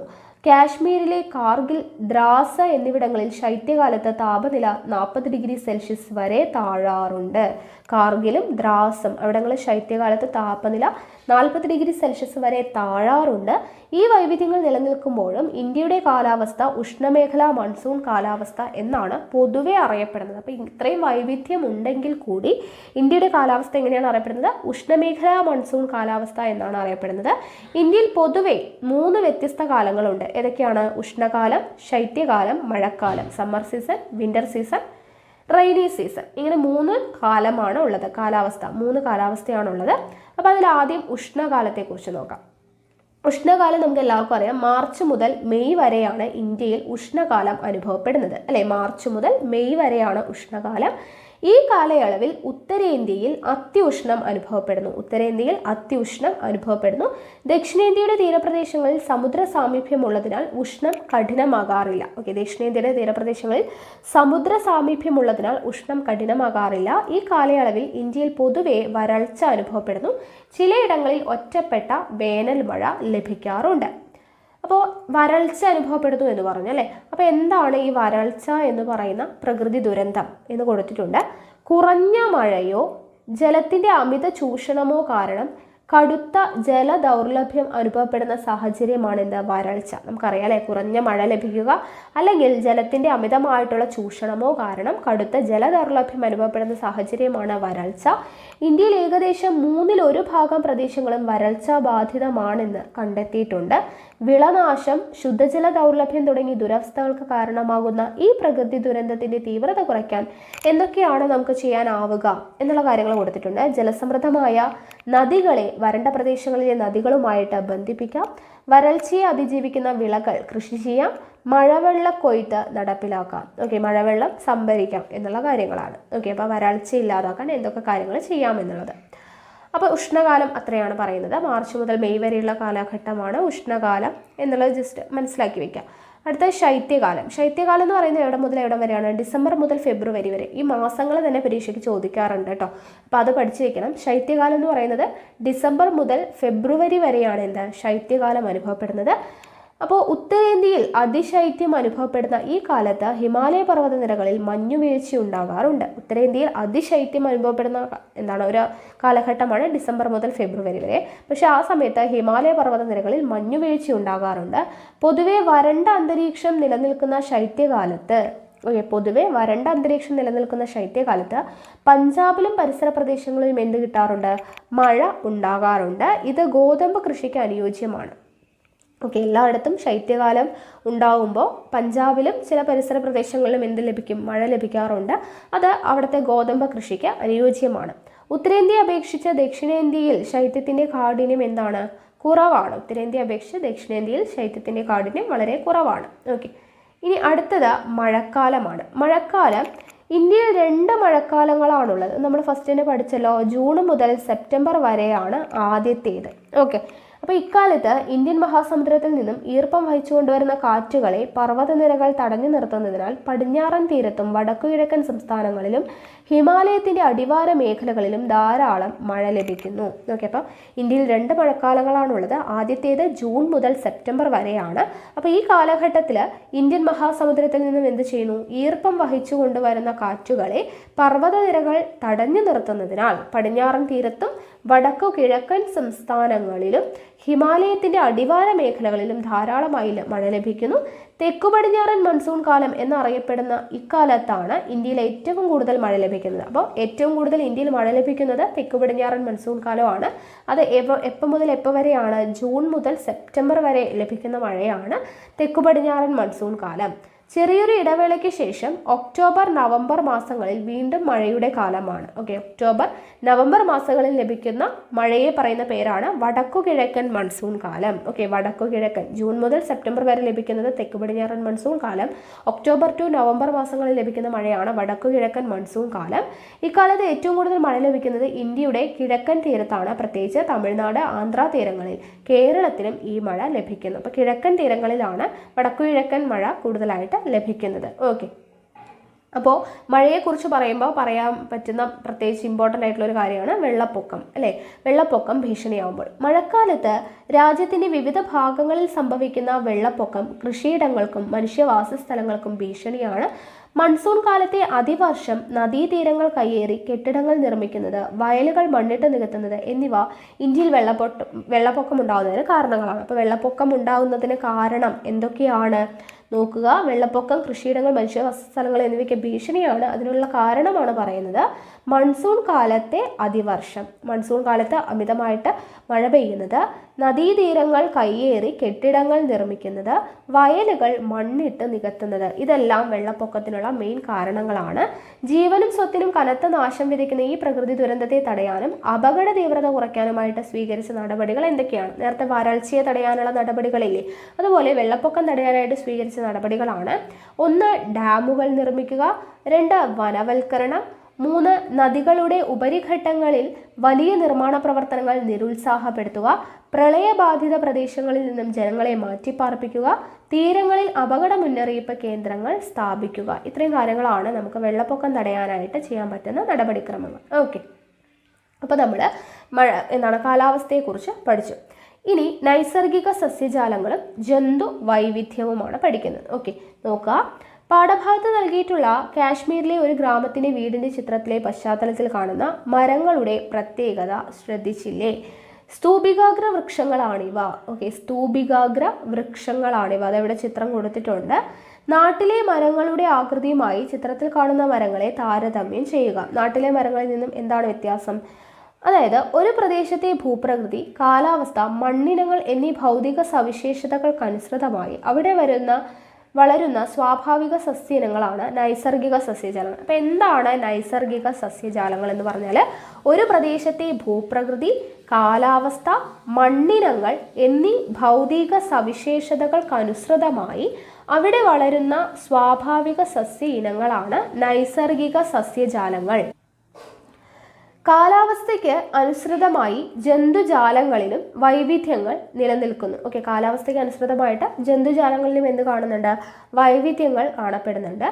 ഇന്ത്യയിലെ വിവിധ നൈസർഗിക സസ്യജാലങ്ങളെയും അവിടെ കാണപ്പെടുന്ന ജന്തുജാലങ്ങളെയാണ് ഇവിടെ കൊടുത്തിട്ടുള്ളത്. നോക്കുക, ആദ്യം ഉഷ്ണമേഖല നിത്യഹരിത വനങ്ങൾ. ഇത് നമ്മൾ നേരത്തെ നോക്കി അല്ലേ? ഉഷ്ണമേഖല നിത്യഹരിത വനങ്ങൾ നമ്മൾ 6ാം ക്ലാസ്സിലെ ചാപ്റ്ററിൽ വായിച്ചു. നോക്കുക, വാർഷിക വർഷപാതം വളരെ കൂടുതലുള്ള പശ്ചിമഘട്ടത്തിലും വടക്കുകിഴക്കൻ സംസ്ഥാനങ്ങളിലുമാണ് നിത്യഹരിത സസ്യജാലങ്ങൾ കാണപ്പെടുന്നത്. വാർഷിക വർഷപാതം വളരെ കൂടുതലുള്ള പശ്ചിമഘട്ടത്തിലും വടക്കുകിഴക്കൻ സംസ്ഥാനങ്ങളിലുമാണ് എന്ത് കാണപ്പെടുന്നത്? നിത്യഹരിത സസ്യജാലങ്ങൾ കാണപ്പെടുന്നത്. സിംഹവാലൻ കുരങ്ങ്, പലതരം പാമ്പുകൾ, വിവിധയിനം ഷഡ്പദങ്ങൾ, ലോകത്തിലെ ഏറ്റവും വലിയ നിശാശലഭമായിട്ടുള്ള അറ്റ്ലസ് മോത്ത് തുടങ്ങി നിരവധി ശലഭ ഇനങ്ങൾ ഈ കാടുകളിലുണ്ട്. അപ്പോൾ ഇവിടെ നമുക്ക് പഠിക്കാനുള്ളത് സിംഹവാലൻ കുരങ്ങ് കാണപ്പെടുന്നത് നിത്യഹരിത വനങ്ങളിലാണ്. അതുപോലെ തന്നെ പലതരം പാമ്പുകൾ, വിവിധയിനം ഷഡ്പദങ്ങൾ, ലോകത്തിലെ ഏറ്റവും വലിയ നിശാശലഭം ഏതാണ്? അറ്റ്ലസ് മോത്താണ്. ഏറ്റവും വലിയ നിശാശലഭം അറ്റ്ലസ് മോത്താണ്. അത് കാണപ്പെടുന്നത് ഈ കാടുകളിലാണ്, ഉഷ്ണമേഖല നിത്യഹരിത വനങ്ങളിലാണ്. ഇനി ഉഷ്ണമേഖല നിത്യഹരിത വനങ്ങൾ നമ്മൾ പഠിച്ചു അല്ലെ? നൈസർഗിക സസ്യജാലങ്ങൾ ഏതൊക്കെയാണെന്നുള്ളതാണ്. ഉഷ്ണമേഖല നിത്യഹരിത വനങ്ങൾ കഴിഞ്ഞു. അടുത്തത് ഇലപൊഴിയും കാടുകൾ. ഇലപൊഴിയും കാടുകൾ എന്ന് പറയുന്നത് കാലികമായി മാത്രം മഴ ലഭിക്കുന്ന പ്രദേശങ്ങളിൽ ഇലപൊഴിയും കാടുകൾ കാണപ്പെടുന്നു. ഓക്കെ, കാലികമായി മാത്രം മഴ ലഭിക്കുന്ന പ്രദേശങ്ങളിലാണ് ഇലപൊഴിയും കാടുകൾ കാണപ്പെടുന്നത്. ഇന്ത്യൻ ഉപദ്വീപിലെ കൂടുതൽ പ്രദേശങ്ങളിലും ഇലപൊഴിയും കാടുകളാണുള്ളത്. പല ജാതി മാനുകൾ, മുയൽ, മയിൽ, വേഴാമ്പൽ, മറ്റു തരം പക്ഷികൾ, കാട്ടുപോത്ത്, ആന, കടുവ, പുലി എന്നിങ്ങനെ ജന്തുവൈവിധ്യം ഏറ്റവും കൂടുതലുള്ള വനങ്ങളാണ് ഇലപൊഴിയും കാടുകൾ. അപ്പോൾ കാലികമായി മാത്രം മഴ ലഭിക്കുന്ന പ്രദേശങ്ങളാണ് ഇലപൊഴിയും കാടുകൾ കാണപ്പെടുന്നത്. അവിടെയുള്ള മൃഗങ്ങൾ ഏതൊക്കെയാണ്? ആന, മയിൽ, വേഴാമ്പൽ, അതുപോലെ തന്നെ ആന, കടുവ, പുലി, പോത്ത് അങ്ങനെയുള്ള ജീവികളൊക്കെയാണ് അവിടെ കാണപ്പെടുന്നത്. അടുത്തത് മുൾച്ചെടികളും കുറ്റിക്കാടുകളും. മുൾച്ചെടികളും കുറ്റിക്കാടുകളും എന്ന് പറയുമ്പോൾ രാജസ്ഥാൻ മരുഭൂമിയിലും ഉപദ്വീപിൻ്റെ മധ്യഭാഗങ്ങളിലും മഴ തീരെ കുറവായതിനാൽ മുൾച്ചെടികളും കുറ്റിക്കാടുകളുമാണ് വളരുന്നത്. നമ്മൾ പറഞ്ഞല്ലേ, മരുഭൂമിയിൽ മുൾച്ചെടികളും കുറ്റിക്കാടുകളും ഒക്കെയാണ് കാണപ്പെടുന്നത് മഴ തീരെ കുറവായതിനാൽ. ഒട്ടകം, കഴുകൻ, പരുന്ത്, പലതരം ഉരകങ്ങൾ എന്നിവ ഈ വരണ്ട മേഖലയിലാണ് ജീവിക്കുന്നത്. ഇത് നമ്മൾ പഠിച്ചു അല്ലേ? അടുത്തത് കണ്ടൽക്കാടുകൾ. കണ്ടൽക്കാടുകൾ എന്ന് പറയുന്നത് വളരെ ഇമ്പോർട്ടൻ്റ് ആണ്. ഉപ്പുരസമുള്ള മണ്ണിൽ വളരുന്ന പ്രത്യേകതരം സസ്യജാലങ്ങളാണ് എന്ത്? കണ്ടൽക്കാടുകൾ. ഉപ്പുരസമുള്ള മണ്ണിൽ വളരുന്ന സസ്യജാലങ്ങളാണ് കണ്ടൽക്കാടുകൾ. നദീമുഖങ്ങളിലും സമുദ്രതീരങ്ങളിലും കരയിടിച്ചിലിനെ ചെറുക്കുന്നത് കണ്ടൽക്കാടുകളാണ്. കണ്ടൽക്കാടുകളുടെ മെയിൻ ഫംഗ്ഷൻ എന്താണ്? നദീമുഖങ്ങളിലും സമുദ്രതീരങ്ങളിലും കരയിടിച്ചിലിനെ ചെറുക്കുന്നത് കണ്ടൽക്കാടുകളാണ്. പശ്ചിമ ബംഗാളിലെ കണ്ടൽക്കാടുകളാണ് ബംഗാൾ കടുവയുടെ ആവാസ കേന്ദ്രം. അപ്പോൾ ബംഗാൾ കടുവയുടെ ആവാസ കേന്ദ്രം എവിടെയാണ്? പശ്ചിമ ബംഗാളിലെ കണ്ടൽക്കാടുകളാണ്. കണ്ടൽക്കാടുകളുടെ വേരുപടലങ്ങൾ നിരവധി മത്സ്യ ഇനങ്ങളുടെ പ്രജനന കേന്ദ്രങ്ങളാണ്. ഓക്കെ, കണ്ടൽക്കാടുകളുടെ വേരുപടലങ്ങൾ നിരവധി മത്സ്യ ഇനങ്ങളുടെ പ്രജനന കേന്ദ്രങ്ങളാണ്. കണ്ടൽക്കാടുകൾ ഇമ്പോർട്ടൻ്റ് ആണ്. അടുത്തത് പർവ്വതവനങ്ങൾ. പർവ്വതവനങ്ങൾ നോക്കുക. ഉയരം കൂടിയ പ്രദേശങ്ങളിൽ കാണപ്പെടുന്ന സ്തൂപികാഗ്ര വൃക്ഷങ്ങളും അതിശൈത്യമുള്ള പർവ്വതങ്ങളിലെ പായൽ വർഗ സസ്യങ്ങളും പർവ്വതവനത്തിൽ പെടുന്നു. ഓക്കെ, ഉയരം കൂടിയ പ്രദേശങ്ങളിൽ കാണപ്പെടുന്ന സ്തൂപികാഗ്ര വൃക്ഷങ്ങളും അതിശൈത്യമുള്ള പർവ്വതങ്ങളിലെ പായൽ വർഗ സസ്യങ്ങളും എന്തിൽ വരുന്നു? പർവ്വതവനങ്ങളിൽ പെടുന്നു. കസ്തൂരിമാൻ, വരയാട്, ഹിമപ്പുലി തുടങ്ങിയ അപൂർവ ജീവികളുടെ ആവാസ കേന്ദ്രമാണിവിടം. പശ്ചിമഘട്ടത്തിന്റെ ഉയർന്ന പ്രദേശങ്ങളിലും വരയാട് കാണപ്പെടുന്നുണ്ട്. അപ്പോൾ കസ്തൂരിമാൻ, വരയാട്, ഹിമപ്പുലി ഇവയെല്ലാം കാണപ്പെടുന്ന എവിടെയാണ്? പർവ്വതവനങ്ങളിലാണ്. ഓക്കെ, അപ്പോൾ ഭൂപ്രകൃതി, കാലാവസ്ഥ, മണ്ണിനങ്ങൾ, സസ്യജന്തുജാലങ്ങൾ എന്നിവയിൽ മറ്റു രാജ്യങ്ങളിൽ നിന്ന് ഏറെ വ്യത്യസ്തമായും വൈവിധ്യവുമുള്ള രാജ്യമാണ് ഇന്ത്യ എന്ന് നമ്മൾ മനസ്സിലാക്കി അല്ലേ? ഭൗതിക സവിശേഷതകളിലെ ഈ വൈവിധ്യം തന്നെയാണ് ഇന്ത്യയിൽ സാംസ്കാരിക വൈവിധ്യങ്ങൾക്കും കാരണമായിട്ടുള്ളത്.